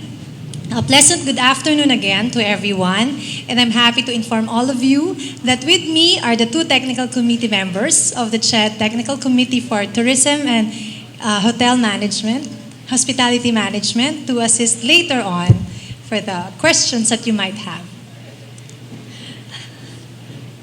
All right. So on behalf of the Commission on Higher Education, Office of Programs and Standards Development, we are from the Standards Development Division. We are here to present to you the CHED policies, programs, and some initiatives on tourism and hospitality management programs. This is just a short presentation, but we'll try to give an overview of the higher education landscape, the significant education reforms which brought about the revision of the curriculum for the higher education, and of course, some details about the PSG for BSHM and BSTM, and how we can move forward to enhance tourism education in Philippine higher education. As a landscape, currently, we have 1,963 higher education institutions, including those of the Bangsamoro the BARM region, which is the Bangsamoro Autonomous Region of Muslim Mindanao. If you will notice, we have a fair share of the public and private higher education institutions. 53% are enrolled in private HEIs, and 47% are enrolled in our state universities and colleges and our local universities. So currently, we have 3.2 million college students. This was previously 3.5, but because of the senior high, there have been cohorts wherein we have no college takers. So right now it is at 3.2 million. And if you will notice, the business and related share 26% of this enrollment. And about 30% of that is from the tourism and hospitality management industry. So just to show that, sorry, hindi po nakita yung darkness ng tourism HEIs, but that's about in total 445 HEIs offering tourism programs and 943 offering hospitality management programs. And the shown is the distribution between the public and the private HEIs.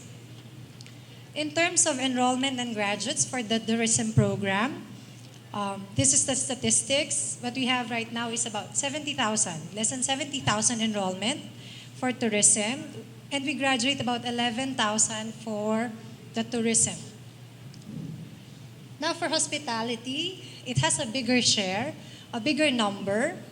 So at 184, so that's about 180,000 students enrolled, and we graduate 33,000 to serve the industry of hospitality management. As a development initiatives, the Commission on Higher Education identifies CHED Centers of Excellence and Centers of Development.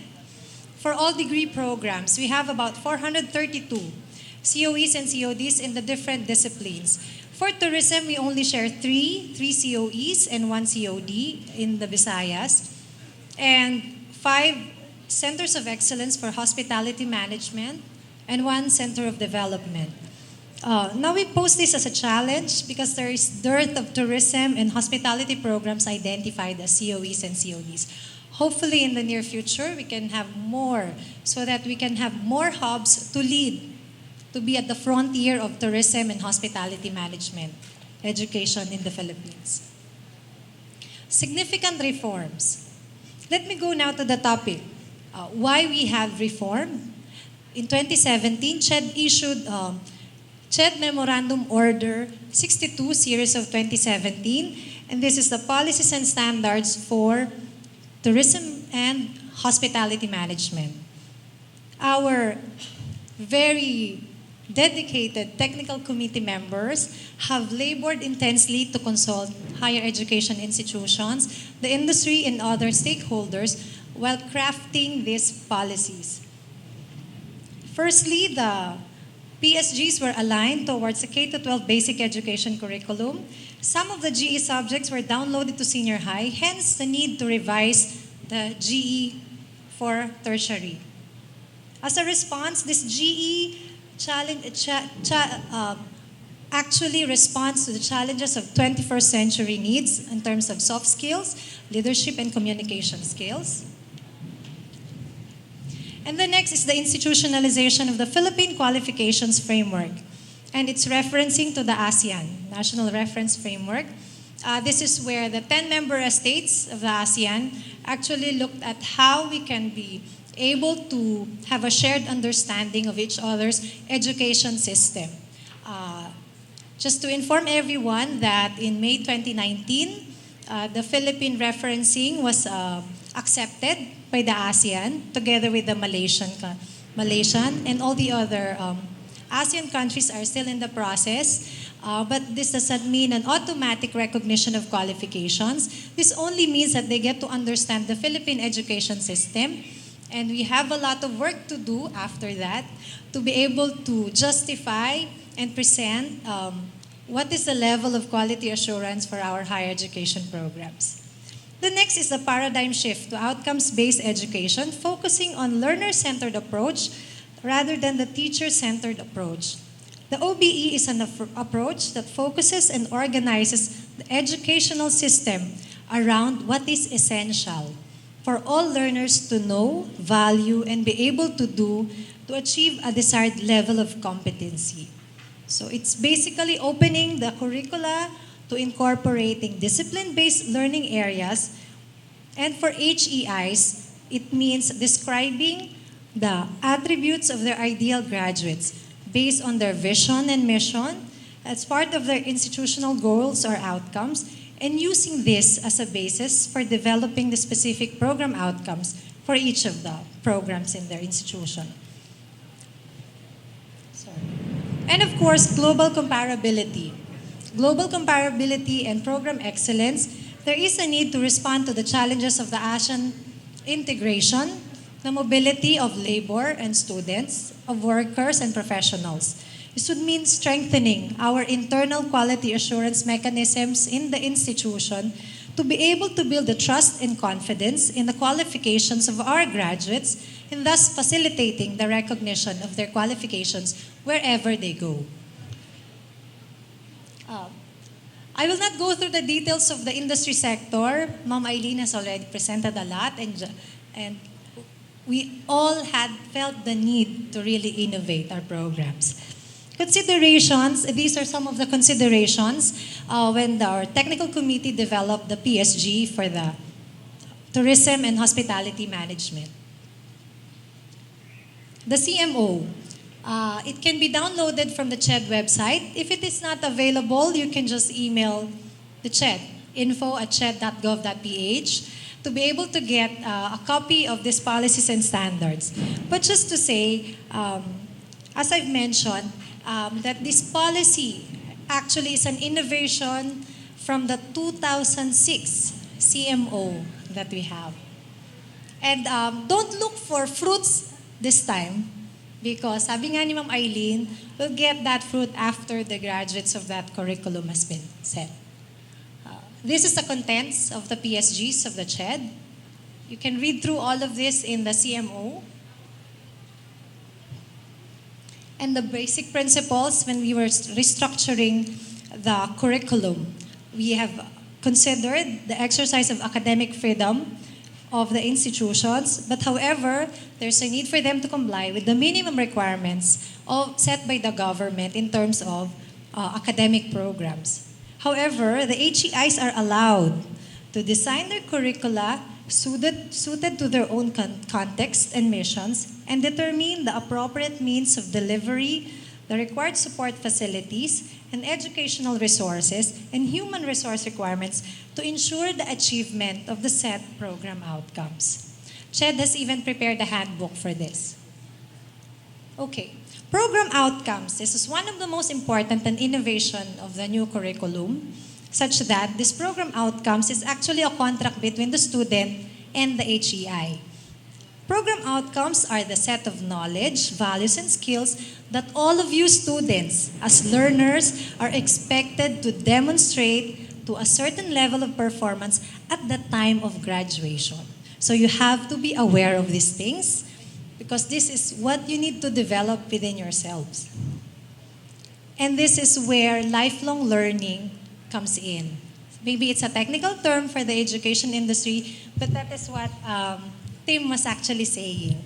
We don't stop learning, because it's a continuous process, and lifelong learning should be instilled in every individual, and it's a challenge for all those who have graduated, who are still students, to innovate yourselves, be hungry for new skills, so that even if the trends come up, even if new trends are there, you would be ready for it.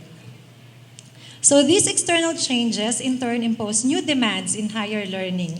So CHED has exerted to identify the minimum program outcomes for each of the programs, especially for tourism and hospitality management. This is at the level of the business management as a discipline, and then common to tourism and hospitality, and then it differentiates into the tourism major and the hospitality major. So I'll just run through this. I'll not read everything. It's just a checklist of competencies. There. You can look at these things in the policies of CHED. Okay. So basically, performance indicators are just the nitty-gritty of the program outcomes that the departments have set for the program and for the students. Now,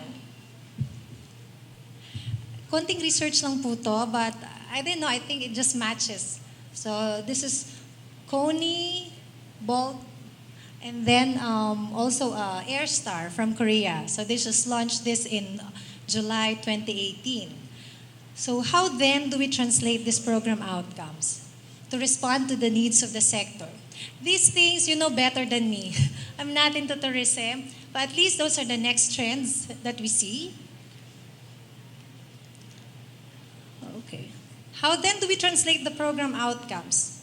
As I've mentioned, the CHED has given a well-designed and flexible curriculum to integrate dynamic changes and strategic development in the tourism and hospitality management through its GE course, its management courses as foundation, the common courses, the common core for tourism, and the professional and technical courses.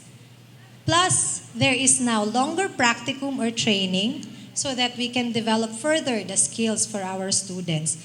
And more importantly, the development of the curriculum, the HEI should be grounded on existing internal and external environment in terms of institutional capability, regional strength, adaptability to cultural communities, responsiveness to industry requirements, but of course, conscious on ecological sustainability. These things po is at the call of the higher education institutions. The CHED has set the minimum, but the innovation will be coming from the higher education institutions. And looking at the structure of the curriculum, there's a portion there on professional electives. That's 15 units. So you can add flavor. The minimum standards has set a menu, but it's not exhaustive. So it is not also limiting. So it depends on how dynamic these tourism departments and hospitality management departments are, on how you would be able to look at what you have in your regions, in your institutions, in your communities, to be able to design a more responsive and relevant program for the tourism sector. Okay. So this is just some notes on specialization. You might not have a branding for the major, but with the 15 units of professional, as I've seen, you can still set a more cohesive set of courses for the 15 units. And to note again, this is the minimum standards. So you can still add more courses, essential courses that you might deem is necessary.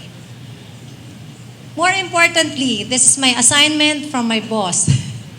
Okay. Developing tourism education. This is now one of the priorities of the Commission in partnership with the Department of Tourism. So we have to identify areas for intervention to support our HEIs, our students, and of course to partner with the government agencies related to tourism, with the industry and the academe, so that we can be able to craft what really is your need, how can we help, and how can we partner. Sabi nga po ni Ms. Eileen, this is the time now to gather ourselves together. It's a tripartite effort to move us all forward. So if you'd have, this is crowdsourcing. Okay. So please email your thoughts, whatever your thoughts are, your wishes for the tourism education, to opsd@ched.gov.ph, and we'd be happy and gladly solicit those and compile those, and then this will be looked at by our technical committee together with other government agencies and the industry sector. So as advance announcement, this is just how the technical committee has looked at how we can plan on how to gather and request your participation in future activities of CHED. We'll be looking at capacity building, PSG development, most especially for the guidelines on internship of students, both locally and internationally, and this is on the content part, not on the procedural part. Plus, of course, the National Summit on Tourism Education This is set in November. Hopefully, everyone, not everyone, but at least you can give in your inputs before the summit, because the summit will be the culminating activity for this year. So we can lay out the plans for bigger and significant allocation of the government for the tourism education. And as I've mentioned, the government industry academic consultation. And this will be zonal, and maybe some of you will be invited to attend this consultation. And thank you. Together, we encourage you all as our stakeholders to join CHED in leading innovation in your curricula so that we can be able to create opportunities for our students and other people, and we can be able to transform the lives of every Juan and Juana. Maraming salamat po.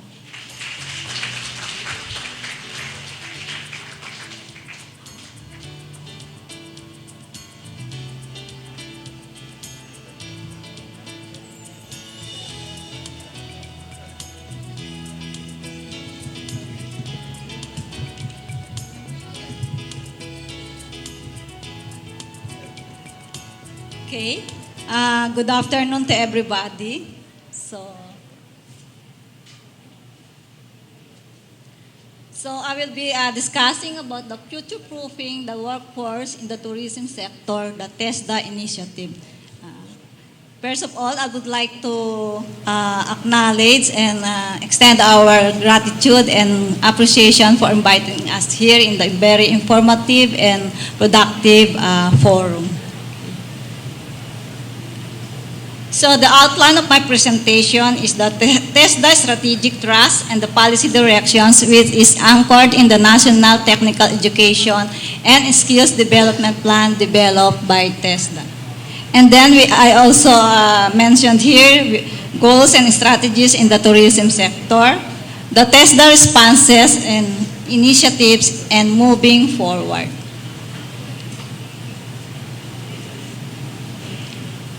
So,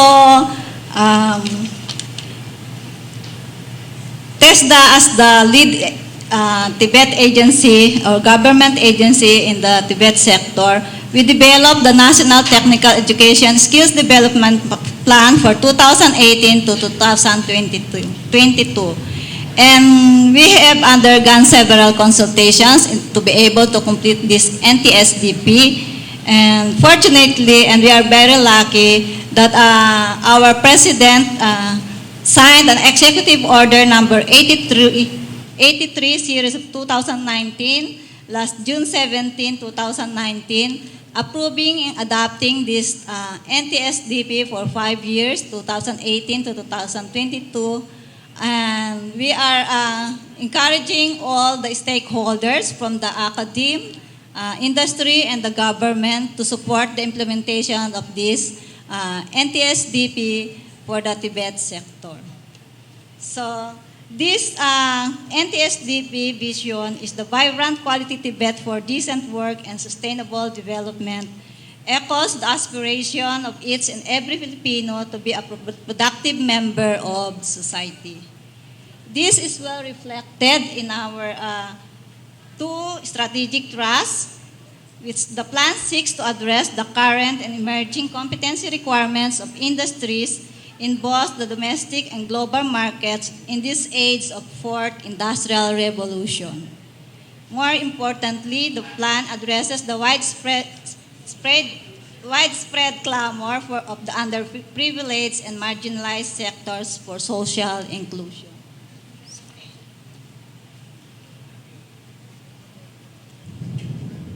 So, if you will notice po sa aming TESDA website, we have this new taglines, the TESDA Abot Lahat. This proclaims the spirit and intent of the policy direction of the agency for this year, which means that TESDA is determined to expand and strengthen its mandate, program, and services up to the lowest mantra. We are reaching up to the grassroots levels of the society. Okay. So yan po. We develop skills training. We facilitate jobs or livelihoods after TESDA. Kung noon po ang sinasabi natin ay meron kang choice sa TESDA, this time there is jobs and livelihood after TESDA po. So we provide the skills trainings to quality skills and training for Filipinos to find work and or encourage small and family businesses to grow towards achieving a quality life. So ito po yung ating tinatawag na Philippine Quality Assured Tibet in the Philippines po. So I think I don't have to discuss in details. So para po makamove tayo sa ating next topic.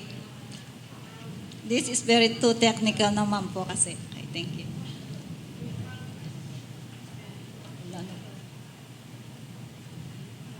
So yan po.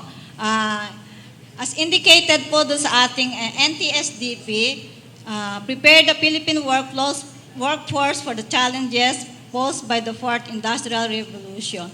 So ang TESDA po is adopting the enterprise-based training as a dominant mode to meet the demands and requirements of technologies, industries, and world of work po. So yan po. We are encouraging the companies, the private, to have an enterprise-based training program po. And then another one is to adopt international standards of Tibet. We have to get the synergy of the education sector with the industries towards synchronizing with international standards. Ang TESDA po, we are developing the competency standards or the training regulations which is incomparable or aligned to the international standards. And at the same time, we are benchmarking for the ASEAN MRAs and partnerships with Tibet Council. As mentioned earlier po, meron po tayong tinatawag na Philippine Qualifications Framework. We are now in the process of full implementation of the Philippine Qualifications Framework. And we are also envisioning the TESDA to have a polytechnic institutions in the near future or in the future po. So we have also developing higher Tibet qualifications, more technologies and more technicians as we move towards the accreditation of the Dublin or Sydney Accord. And also, as you all know po, very familiar din po siguro yung mga iba nating institutions, we are joining the skills competition in the ASEAN level and the world skills. So meron pong Philippine delegation who will compete in the world skills competitions which will be held in Russia this coming August. So a team of Philippine delegates coming from TESDA, private institutions as the competitors, and other industry partners. And also one of the strategies is the adoption of the skills needs anticipation to identify fourth industrial skills requirements. So we have this project with International Labor Organization to identify the skills for the fourth industrial revolution requirements. So at the same time, program assistance shall be expanded to TVIs to upgrade their facilities, learning methodologies, and course offerings. At the same time also is yung trainers and training development po. So yan po yung mga strategies na ginagawa po ng TESDA in order to respond to the fourth industrial revolution requirements.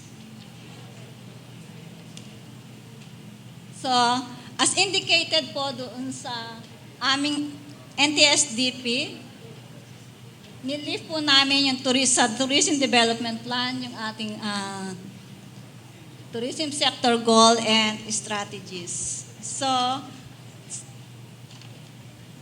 ang strategic vision po ng Philippines sa tourism industry is to become the mass experience destination in Asia. The stakeholders' goal is to have an environmentally and socially responsible tourism that delivers more widely distributed income and employment opportunities.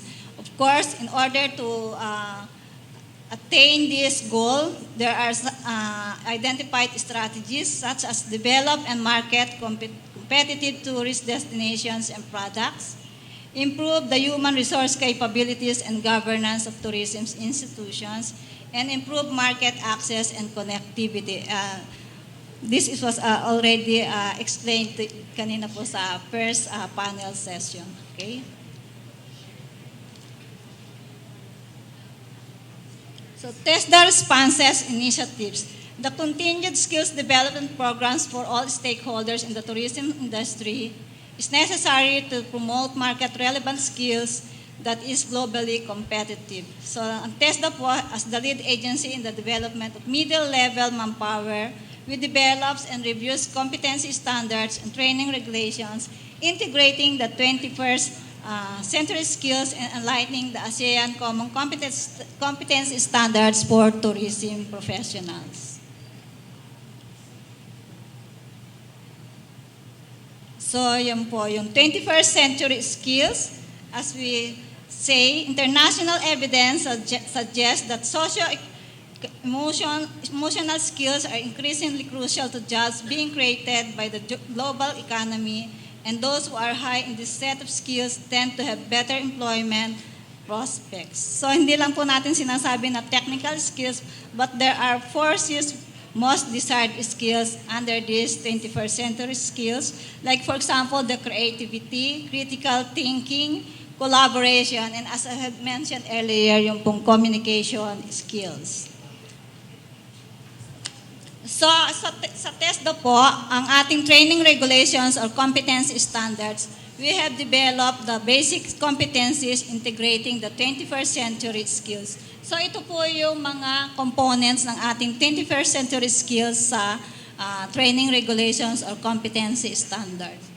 So, there are, I think, 9 areas that includes communication, collaboration and teamwork, critical thinking and problem solving, lifelong learning and career skills, learning and innovation, information management, occupational health and safety, environment, literacy, and entrepreneurship. Meaning to say that the curriculum of the TVIs for the Tibet program, they should cover all these basic competencies by level. So we are aligning this for the Tibet sector sa PQF po, yung PQF level 1 to 5. So yun po yung composition ng 21st century skills. So we do also benchmarking and comparability of competency standards and assessment tools with other economies or countries.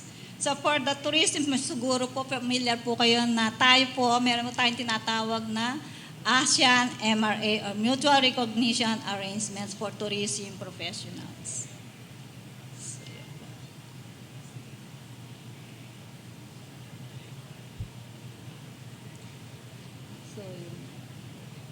So ito po yung sample ng ASEAN Toolbox sa ASEAN MRA natin po.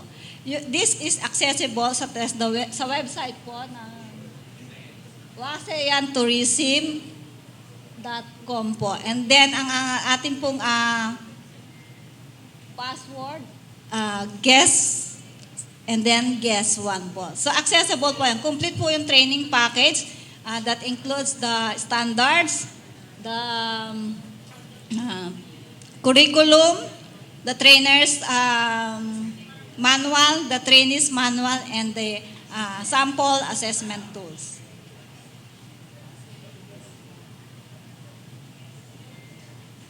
So, ito po yung mga sample na training regulations we have developed in partnership with the Department of Tourism, the industry partners like for example, the PTAA and the PTOA. Meron po tayong sa travel services, tourism promotion services, local guiding services, and recently po is yung tour packaging po. Okay?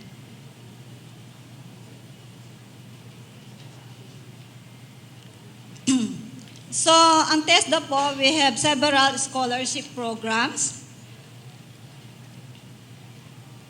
para po ma-reach out namin ang mga lahat ng ating clientele. We have this TESDA scholarship program po. So that likewise it addresses poverty reduction through Tibet for global competitiveness and Tibet for job readiness po. So meron po tayong tinatawag na TWSP, PESFA, tulong trabaho, and recently po yung universal access po na in partnership po ito sa CHED. Okay.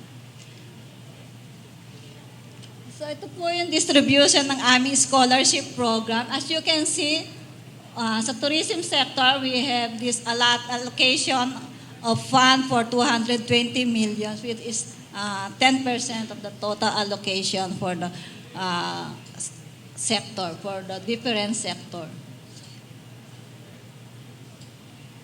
So moving forward, of course, as mentioned earlier, meron po tayong full implementation ng Philippine Qualifications Framework, and this has been referenced to ASEAN Qualifications Reference Framework. And also, as mentioned earlier, we have this ASEAN Mutual Recognition Arrangement for Tourism Professionals. So yan po. So ang PQF po natin, we have 8 levels. And for the Tibet sector, we have the levels 1 to 5, which is equivalent to National Certificate 1 up to diploma program. So as mentioned earlier ni Ms. Aline, tinanggap po ang ating referencing report sa ASEAN Secretariat, which is in referencing the ASEAN Qualifications Framework.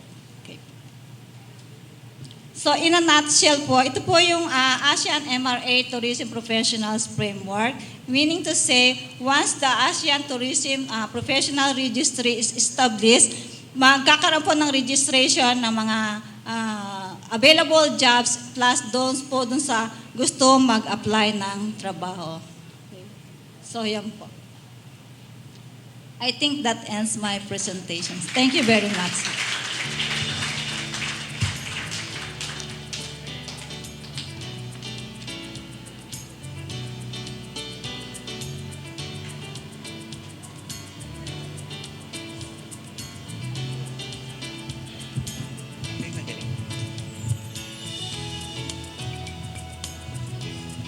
Hello. Hi, good afternoon, everyone. So I would like to thank Raha Travel for giving me the most difficult session because I'm the last speaker. Alam ko, kanina pa kayo uwing-uwi, no? But the heavens listened to me. It rained, so lahat tayo dito muna. So anyway, so I'll be presenting something about, saan nga ba yung sabihin? Oh, you there. I'll be talking about tourism MRAs, which ma'am from TESDA has already given you a brief detail. I'll be talking about tourism MRA, knowledge creation in Industry 4.0. So to get this started, so MRAs and comparability. Now, I'm using the word comparability rather than compliance because traditional mutual recognition arrangements are really more of compliance with what other countries are requiring from us. Meaning if the MRAs, our framework, I'll stay here, our framework arrangements established in support of liberalization in facilitating trade in lalim. Ibig sabihin lang nun, given an MRA, you're free to move from one country to another here in ASEAN. However, there are certain limitations, there are certain constraints because the MRA stipulates certain skill levels, certain qualifications for you to be recognized in another ASEAN member country. So the objective of an MRA is to facilitate mobility of skilled labor, particularly one of them is tourism professionals, in the ASEAN region, and to work towards the adoption of best practices towards standards and qualifications. In Tagalog, is it okay if I speak in Tagalog? Papasa ka ba sa standard ng Singapore, ng Malaysia? At par ka ba sa mga sa mga tourism professionals nila or sa mga employees nila? So that's what MRAs are all about. And as of the moment, we have the Philippines has 8 mutual recognition arrangements with the ASEAN, spanning from engineering, nursing, architectural, surveying, and the most recent is tourism professionals. Now, you will notice that MRAs are actually covering what we call regulated professionals. And then bigla merong tourism. And we know that tourism is a form of an unregulated profession. When we say unregulated, hindi tayo masyadong strict with licensure exams and so on. But tourism professionals undergo certain certifications rather than licensing as what the other professionals are requiring. And this MRA frameworks have been formalized among AMS, stands for ASEAN member states, for the mutual look at that keyword, no? Pwede ito pag-usapan pag-inuman, no? Kasi malalalim yung salita, no? Mutual recognition of education and experiences obtained in those priority sectors. And through those recognition mechanisms, MRAs are able to contribute to the mobility of skilled professions within the region.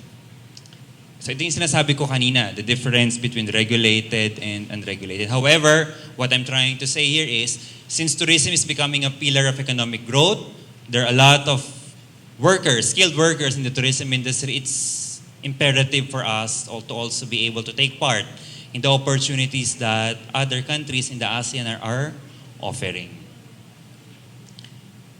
Again, why am I saying comparability? Because I do not want to focus on compliance now. I do not want to focus on that now, but I would like to look at it on the perspective of comparability. Meaning, given the tourism MRA, tiningnan mo yung stipulation niya, tiningnan mo yung requirement niya, medyo mataas, medyo hindi, and so on and so forth. Let's assess, am I ready to work for them? And at the same way, are they also ready to work for us? So the ASEAN on MRA tourism professionals is a mechanism for agreement. So ibig sabihin daw, yung mga bansa, nag-agree sila na ito yung standards na susundin natin. But that's on paper. That is on paper. In reality, that's not true. Why? Kung ako yung Singapore, ba't naman ako tatanggap ng tourism professional from the Philippines? I have my own standards. Ba't kita tatanggap? Tapos equal footing tayo. We are at par, equal footing. But then I have more investments in this and that. Then I will accept you just because of this MRA. That's the problem. Because particularly developed countries, they don't want to acknowledge it because they do not want to give up their national sovereignty as far as accreditation is concerned. So that's in reality, but in paper, ito siya. So that's why I'm using comparability. Hindi naman sa ipipilit ko yung sarili ko sa Singapore, sa Malaysia, sa Thailand. Ayaw natin ang ipinipilit ang ating mga sarili, right? Right? So dahil ganon, we want to use MRAs for us to assess our skills if we are comparable. And for us to be comparable, we need to look at our as far as I am concerned, I would like to look at our education sector. Why? We have to improve our education sector for us to be comparable kasi mataas yung skill requirement nila. And focusing on education, I'm asking, are we ready to participate in this ASEAN MRA? And if we are ready, how can we assure that Filipino tourism professionals are comparable? Again, not necessarily compliant. We have to start with comparability. And with that, I would like to share this with you. Again, I'm attacking this on the perspective of education. And I would like to show you the number of researches produced across different fields, including tourism. What can you say? Pang naloob 28, no? Only 28 research published in Scopus journals from 1996 to 27. Although I know some of you will complain, this is underestimated, but it provides a picture. Compared to other ASEAN member countries, the Philippines, particularly in the tourism industry, is currently lagging behind as far as research and publication is concerned. That's why I'm calling educational institutions to do more publication. And this research that you're doing are the one that's going to be taught in the classroom. Why? Anong meron sa research? What's with research and development? Research and development tells you things that should be done, new methods, new things that can be included in the curriculum. And it can only be done through, I'm not underestimating what has already been taught in the textbook, in traditional references, but in upgrading the skill content of our tourism professionals, tourism graduates, I would like to advocate that the curriculum should also include research-oriented discussion. Now, forms of human wealth. Usually, training would only cover human capital skills. By the way, this slide is telling you that there are three kinds of wealth: human capital, social capital, and knowledge capital. Traditionally, universities, higher educational institutions are very concerned with imparting human capital skills to its students. Those are the motor intellectual skills necessary for you to perform the job. However, there's also a second component, which is social capital, which is the qualities of you interacting with it. It's the soft skills. Human capital can be the hard, social can be your EQ, IQ, and EQ. But the third component is what the Philippines is lacking, which is knowledge capital, wherein it's the higher level of knowledge and competencies which leads to the growth of research and development capabilities. The Philippines, we have no problem with creating human capital and social capital.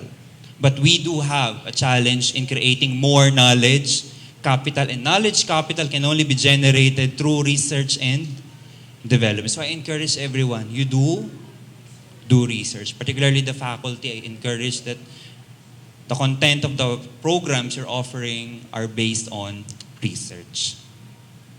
Now, future of tourism employment, if you do research, you are at par, you are comparable.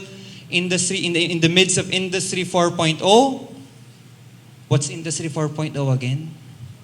It's the Internet of Things, it's automation, it's computerization. And I would just like to ask for a few minutes here. So, in the future of tourism employment, our worry, and most of the professions' worry, is actually, will I be replaced by technology? Will I be replaced by robots? Now, let me give you tip on how you cannot be replaced by robots.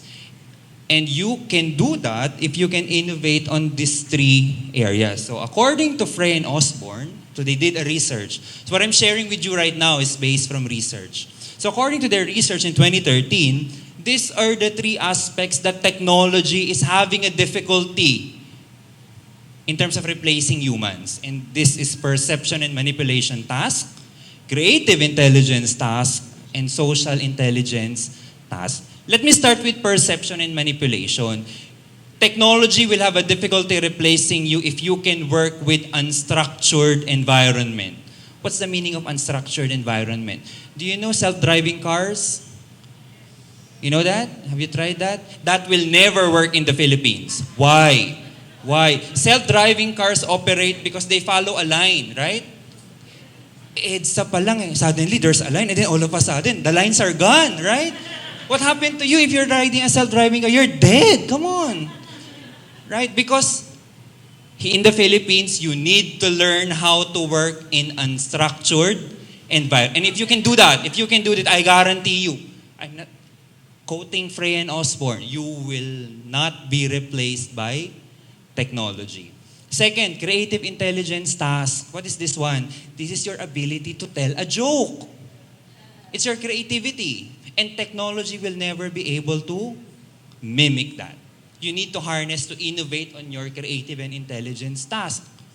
Right? That's why I am so proud that technology cannot replace me because I can still tell a joke. You laugh at my EDSA joke, right? So technology cannot replace me as a teacher. Next, third is social intelligence task. What is this one? That's your social skill. The amount of care, concern that you can give. And again, these three bullets here represents your humanness. If you don't want technology to replace you, be a human. Do not try to mimic technology. Maximize your difference from technology, which is what? The element of being human. Clear? Therefore, for the educators in this room, maybe I would like to advocate that in the curriculum, maybe we can try to innovate on inculcating these three items into the lessons that we give to our students. Let's teach them not to hate technology, but rather to improve on their perception and manipulation tasks, creative intelligence skills, and social intelligence tasks. So that we disprove Einstein. Technology will never exceed humanity because we are human. And technology will never be able to equate with being human. And we're not stupid. We will not be stupid. Why? Because we don't fear technology. We will use technology and at the same time put in our creative, social, and perception tasks. Again, I would like to conclude, don't fear the robots, embrace the potential. Robotic process automation is not necessarily replacing humans, but creating more capacity and the potential for us to focus on higher value activities. And what are higher value activities? These are activities that only humans can perform in cooperation or in collaboration with the use of technology. And on that note, I would like to conclude with a famous aphorism. I hope my presentation resembled a bikini. Why a bikini? Small, short enough to get your attention, but big enough to cover the bare essentials. Thank you very much for listening. Thank you, JP, for that very entertaining presentation. I'd like to request Ms. Aline and Ms. Maria Isabel and JP to please join me here on stage for the open forum.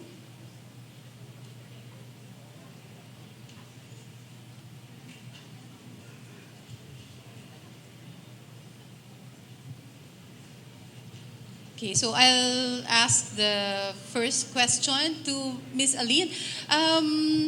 I just wanted to find out if there are, let's say, programs or guidelines for the immersion of teachers as part of an industry-academe collaboration, because it was identified that one of the gaps is like the amount of money spent for retooling of, let's say, graduates. So, and it has been cited that one factor actually is also the quality of the teachers and the knowledge and exposure of the teachers in the industry. So are there current programs of CHED or as part of this new initiative that you rolled out?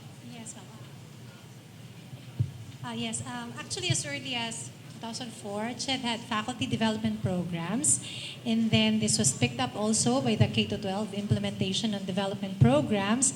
Right now, currently discussions on the development of tourism education actually included, of course, development programs for students, for faculty, and of course for research. So it's part of the components that we'd like to take off perhaps in the next 3 years. So very critical would be the inputs of the faculty on what they really want to do and how CHED can help them and what could be programs crafted. And also the immersion with industry is very important, essential, because while we have revised the curriculum, we have to help this faculty be able to update themselves so that they can be exposed to what the industry is doing. And this is one of those initiatives perhaps outside of the government sector that is much appreciated. Especially in the area of innovation and the technologies, because we have to admit that, of course, there are some faculty who are also challenged in terms of exposure to new ways of doing things. And sometimes the students learn faster, and actually students are more techie savvy than the teachers. So it's really like a challenge, not just in the classroom, but also outside. Yeah. Now, Ms. Maria Isabel, I wanted to ask actually 2 questions about the TESDA's program. Do you have new skills and competencies identified for travel and tourism in response to the demands of this new travel space, as discussed by Eileen, Timothy, and also by Andy in the first panel? Actually, right now. So right now po, we are still having this what we call the action programming under the Bayan Academy projects, wherein we are identifying the skills requirements po. So hopefully po within the years we will come up with what are the skills requirements needed in preparation for this fourth industrial revolution po. So we have consultation with Professor Morato po.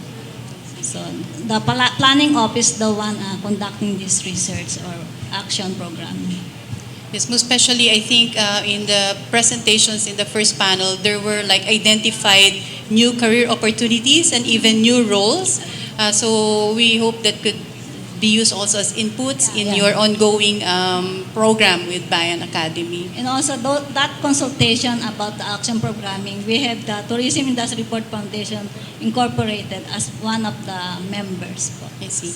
And then another question, in terms of this membership in your ongoing dialogue between private sector and local government units, I just noticed that the membership is confined to some associations.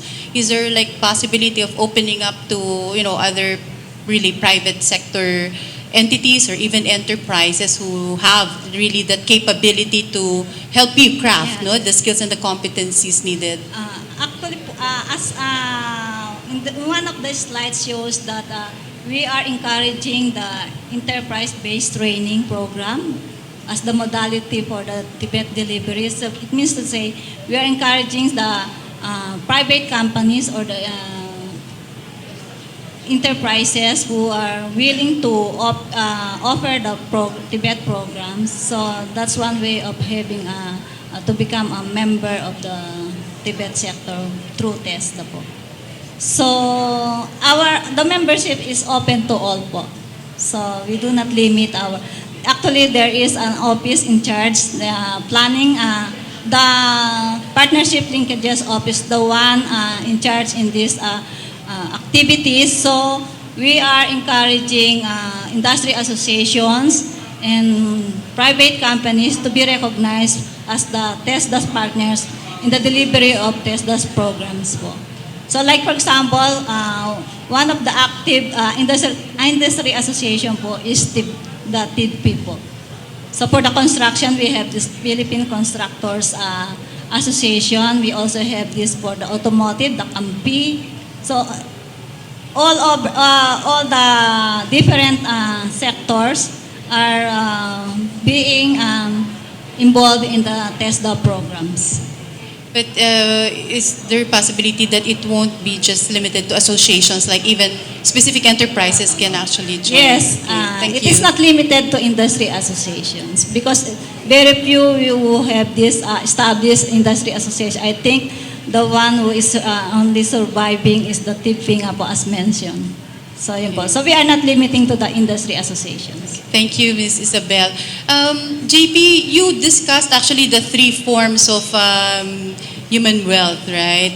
So the social capital, you have the human capital, and then the knowledge capital.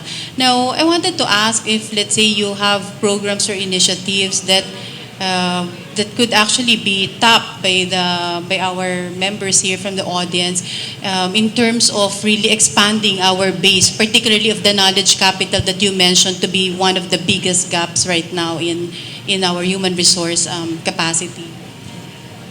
Now, for programs to enhance the creation of knowledge, I mean, universities or higher education institutions can actually invest on their people and their faculty to participate in research writing workshops so that they get to learn how it is to actually do research that will push the frontiers of knowledge.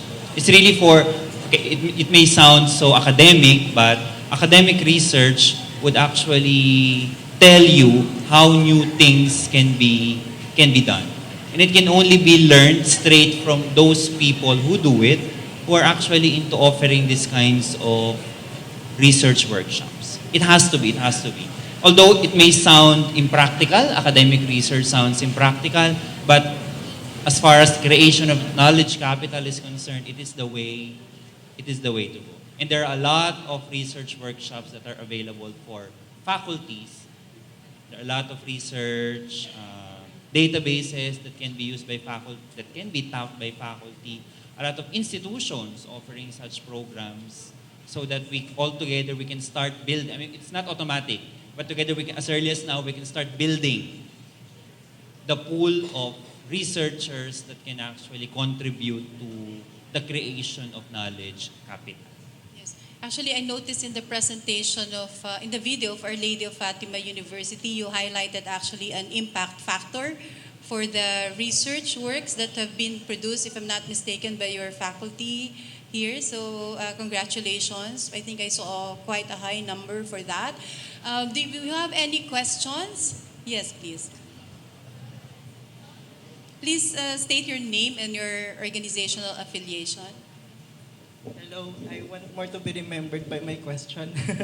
So anyway, so actually that's a good move from the academic. So I'm very happy with this because I'm a CHED scholar, my dissertation is about TESDA, and I'm an academician/researcher.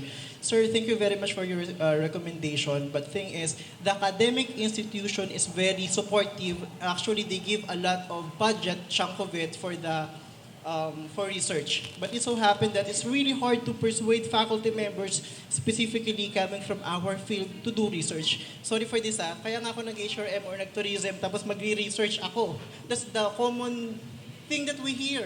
But a lot of support from CHED, even from the academic institutions, even the higher management are very supportive.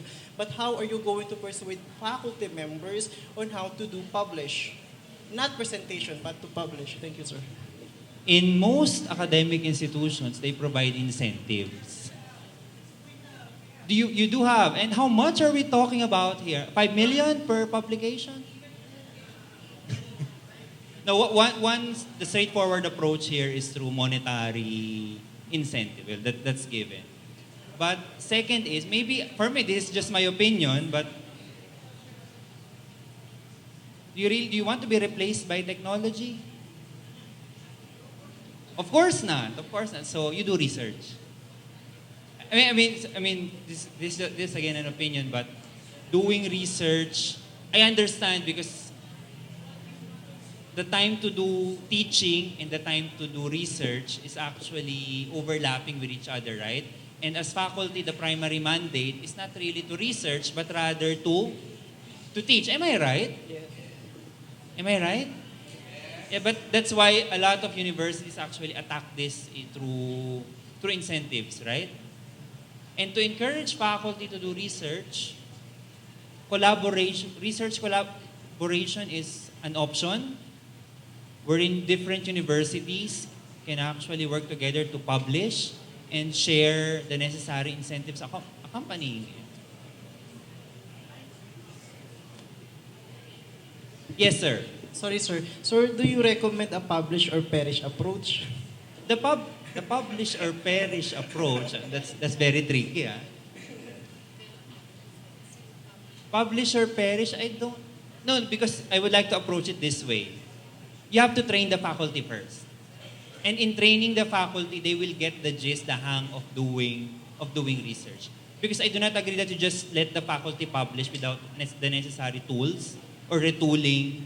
I guess, from my end, we can start with training first and see the reception of faculties to it.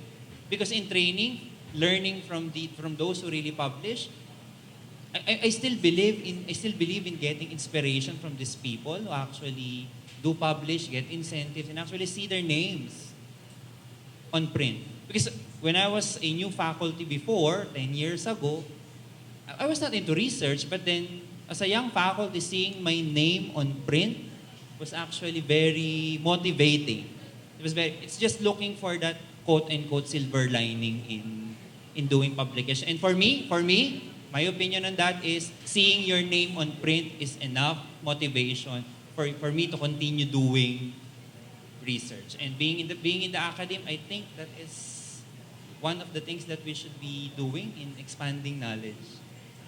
Thank you, JP. Yes, Ms. Sorry. Alin. Perhaps can I just add a little? I think the challenge is, I want to go back with Ma'am Eileen is the passion. The passion to actually master your craft. If you're a faculty and you get this checklist of tools to develop your students, that should not be enough as a fulfillment to be a really responsive faculty dedicated to train these students. Congratulations to all of those who are undergoing their graduate studies, which, including you, congratulations. for other fields, there are incentives. There are incentives for deloading, incentives for publication, and even sometimes full-time study. So research, passion for research should come really from within the faculty.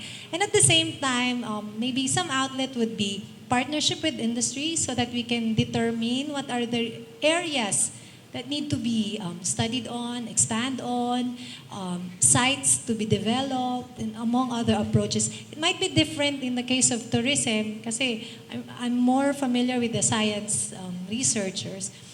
Pero it's mastering the tourism sector. How do we move it forward if we don't do research? How do we know that this technology in Singapore might not work in the Philippines, but there might be another way, another technology, another innovation, another tourism package that's only suited for Philippines. You cannot do that if you don't do research. So yun lang. Perhaps it's a challenge to the HEIs to challenge their faculty, or for JET to compel the faculty. I don't know, that's in the future yet. Pero yun lang. Okay, thank you for your responses to that very challenging question. Okay, any other questions from the floor? From the back?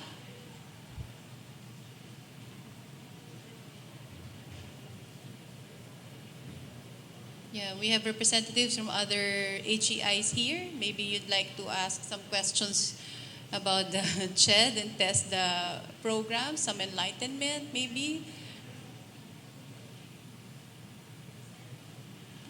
They've said it all, so they already identified everything. Okay. Yes, Aileen.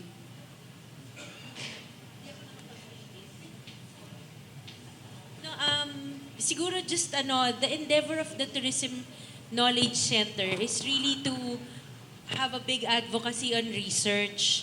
It's one of the things that we've started. That's why we also have a Tourism Knowledge Center Review Committee, because we are advocating research. And if you go to the website of TKC, of the Tourism Knowledge Center, kaya nga gusto rin namin, we're trying to gather the sets of data from the different national government agencies and the local government units para yung data center namin, nandun na yung data. Because what we see is that 80% of the time is spent looking for the data. So we're hoping that with this data center, which we hope will come live by the end of Q4, that the data is available so that you can spend time on analysis. Ang nakita kasi ng review committee where JP and Twinkle are part of is that there are several research papers pero hindi pumapasa sa marka, so to speak. Because, yun nga, nakulangan ng time sa analysis. So there's two parts to the attitude here. One is, ang hirap maghanap ng data, so okay na lang, basta bahala na. The second is, sige na, para lang may maipasa na. So what we're trying to encourage here is for the mindset to change that and the frustration on your ends, not to be on the data gathering, but rather we have a richer output because there is a better analysis portion. So that's where Raja Travel and the advocates of the research are here also to help. So that's why we're going to the different sources of data. So we hope that that can also assist you and not be frustrated in what you're doing so that you can also change your mindset in doing your researches. Thank you, Aileen. Any questions?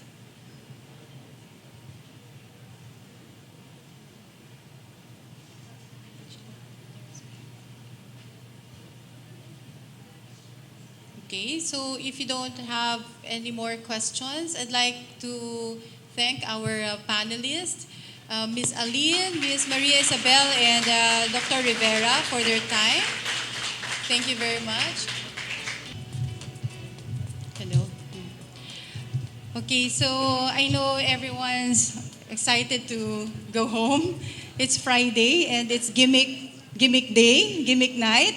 For most of us, most especially those belonging to 18 to 35 in this room. Sorry, hindi ko pinag-iinitan yung 18 to 35. But, it's really a very exciting period in anyone's life, that 18 to 35. And you're blessed because you have all these technologies available to you now to really connect, right, to people and to link with everybody. Allow me to just synthesize today's program and the discussions, hopefully in just about 5 minutes. Okay, so let me just start by sharing again the prospects of our sector in travel and tourism. As pointed out, in the next 10 years, the World Travel and Tourism Council has actually predicted that there will be new or additional 100 million jobs worldwide in the sector. But the crucial question is, will our sector deliver these predictions? Okay, amidst all these developments in automation, in innovation and technologies, because while innovation and technologies actually present a number of opportunities, they also pose challenges and even threats to some extent, okay, on the sectors where we work or in the services that we provide. In the Philippines, for example, in 2018, the Philippine Tourism Satellite Accounts actually revealed that there are, I think, about 5.4 million Filipinos employed in our sector, and they account for about 13% of our national employment. So about 130 Filipinos out of 1,000 employed Filipinos are actually employed by our sector, travel and tourism. So will our sector deliver these predictions? Will the Philippines be part of this bigger, set of job opportunities in the next 10 years? In 2018, the OECD, or the Organization for Economic Cooperation and Development, identified 4 megatrends that will impact on travel and tourism. Maybe slowly in some parts, but once they take root, according to the report of OECD, things will really change dramatically. And these 4 megatrends are the evolving tourism demand, which the presentation of Eileen earlier actually highlighted. No? Demands of tourists like you, most especially those belonging to 1835, are really very dynamic, right? So, and you use chat applications rather than do face-to-face interaction. Second megatrend is sustainable tourism, which is actually being mainstreamed in our country right now. The third is mobility, travel mobility. So travelers are demanding more and more for seamless travel, and that's where the 4th megatrend actually comes in and is being really seen and felt. And we saw this in the presentations earlier of Eileen, Timothy, and Andy, and that's enabling technologies. Now, what I would like to emphasize is that in that OECD report, it was mentioned enabling technologies, not just technologies, which actually gives us a very good opportunity to use technology to our advantage. And as pointed out earlier, jobs will not be, will not dissipate at one time. Yes, there may be some reduction of what we call traditional jobs, but actually some of these jobs will evolve. And we've seen this evolution happening. And as pointed out in the presentations in the first panel, there are a number of career opportunities and even new roles. But the big question is, do we have the right skills, okay, to match this demand for additional human capital? And that's where actually the presentations in the second panel become very important.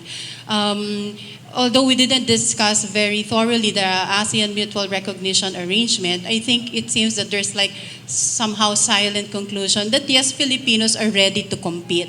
But I'd like to highlight actually one critical point in the presentation actually of JP, which is really the forms of human wealth, and where knowledge capital is very crucial, and that's where actually collaboration is very important. We've been talking about skills, we've been talking about competencies, there are technical working groups existing and the like, but knowledge capital is not something that you can actually just cover through discussion of skills and competencies. I'd like to refer to this very popular commercial, Para Kanino Ka Gumigising. Right, I think that's the Nescafe commercial.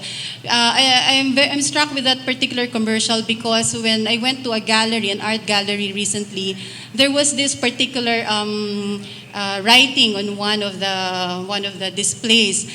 How are experts made? Are they born or are they made over time? And the answer in that particular display is that it's motivation. Motivation is the key to developing expertise. So para kanino ka gumigising? And as pointed out, this is just about money or financial incentive. There should be that something that motivates you even beyond money. It could be seeing your name on paper, on a published journal, and the like.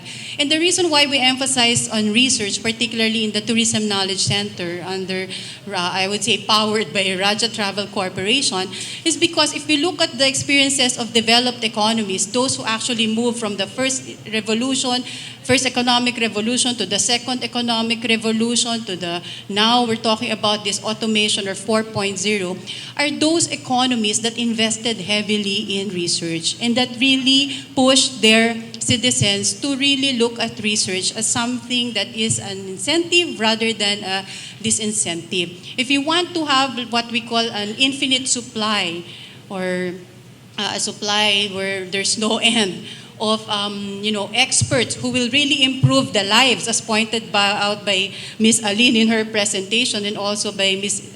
Isabel in her presentation about TESDA initiatives, we need to really invest research. And if we look at the ranking, if I'm not mistaken, of sciences, it's in the area of tourism where we have the least number of researches. And this is something that can help our destinations, our communities. Some destinations complain there are universities in their area, in their environs, but they could not really work with them closely because the research needs that they have are not fully met by the research questions that are being posed, as pointed out, by faculties or by researchers. So I think this is one particular area of collaboration where actually is very crucial. So this is the gap that we'd like to address, and this is where we would really need support from universities, in the country. And in fact, we're very happy that there are more universities now joining actually the Tourism Knowledge Center. So if we continue to build this network, just like Apple, it will be very hard to destroy our industry. Because one reason why Apple is very successful as a brand is because from just one product, they saw some items that could actually be multiplied. And those network multiplication became so strong that such that other brands really find it hard up to this point to really compete head-on with Apple. And if we could have that very strong network as an industry, all these talks about sustainable tourism, inclusive tourism, are things that we could really work on together.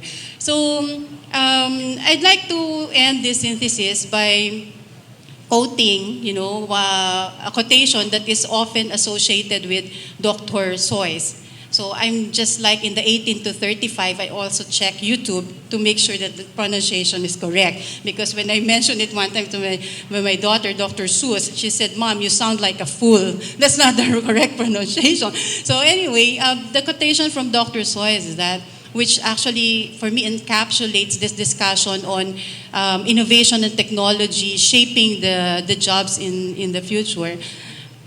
This social sentiment is as follows: why fit in the crowd when you were born to stand out? And the presentation actually of Timothy highlighted that in one of his slides, when he really identified that you need to set yourself apart or above from the crowd. So with that, I'd like to thank everyone. So that is my synthesis for today's travel talk. Thank you, Ms. Twinkle, for your insightful synopsis of today's forum. At this time, I would now like to call on stage Ms. Eileen Clemente, Mr. Alan Canizal, and Dr. Ignacio Cordova to present our plaque of appreciation to our speakers. May I call on stage our speakers to accept the plaques? May I also request our speakers to remain on stage for a group photo op. Mr. Andy Michael Slim, Mr. Timothy Su, Ms. Aline G. Magalong, Ms. Maria Isabel G. Gamurot, and Dr. John Paulo Rivera.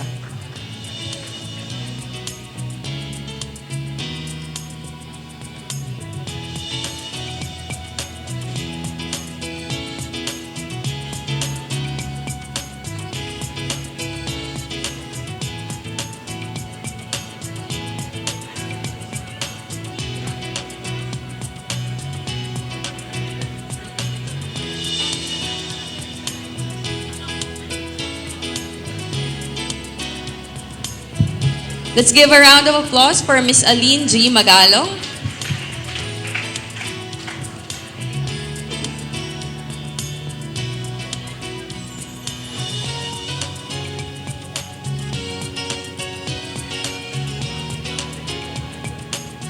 Miss Maria Isabel G. Gamurot of TESDA.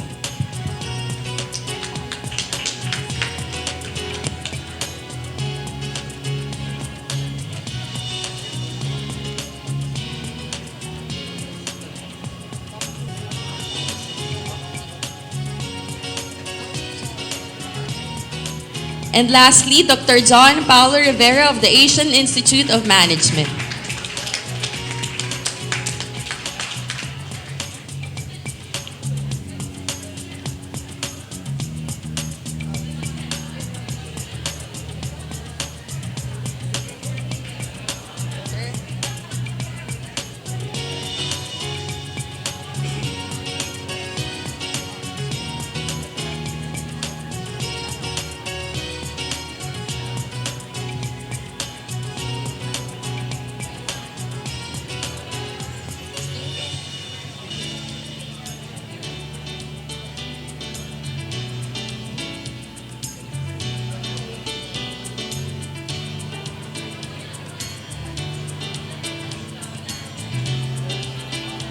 Thank you once again to our speakers. Again, let's give them a warm round of applause.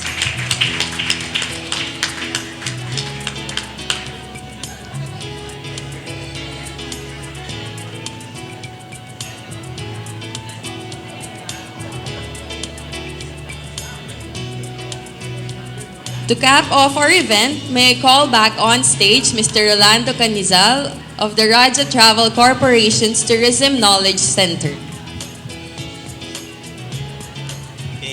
So good afternoon, everyone. I think some are leaving already, so I will just keep this short.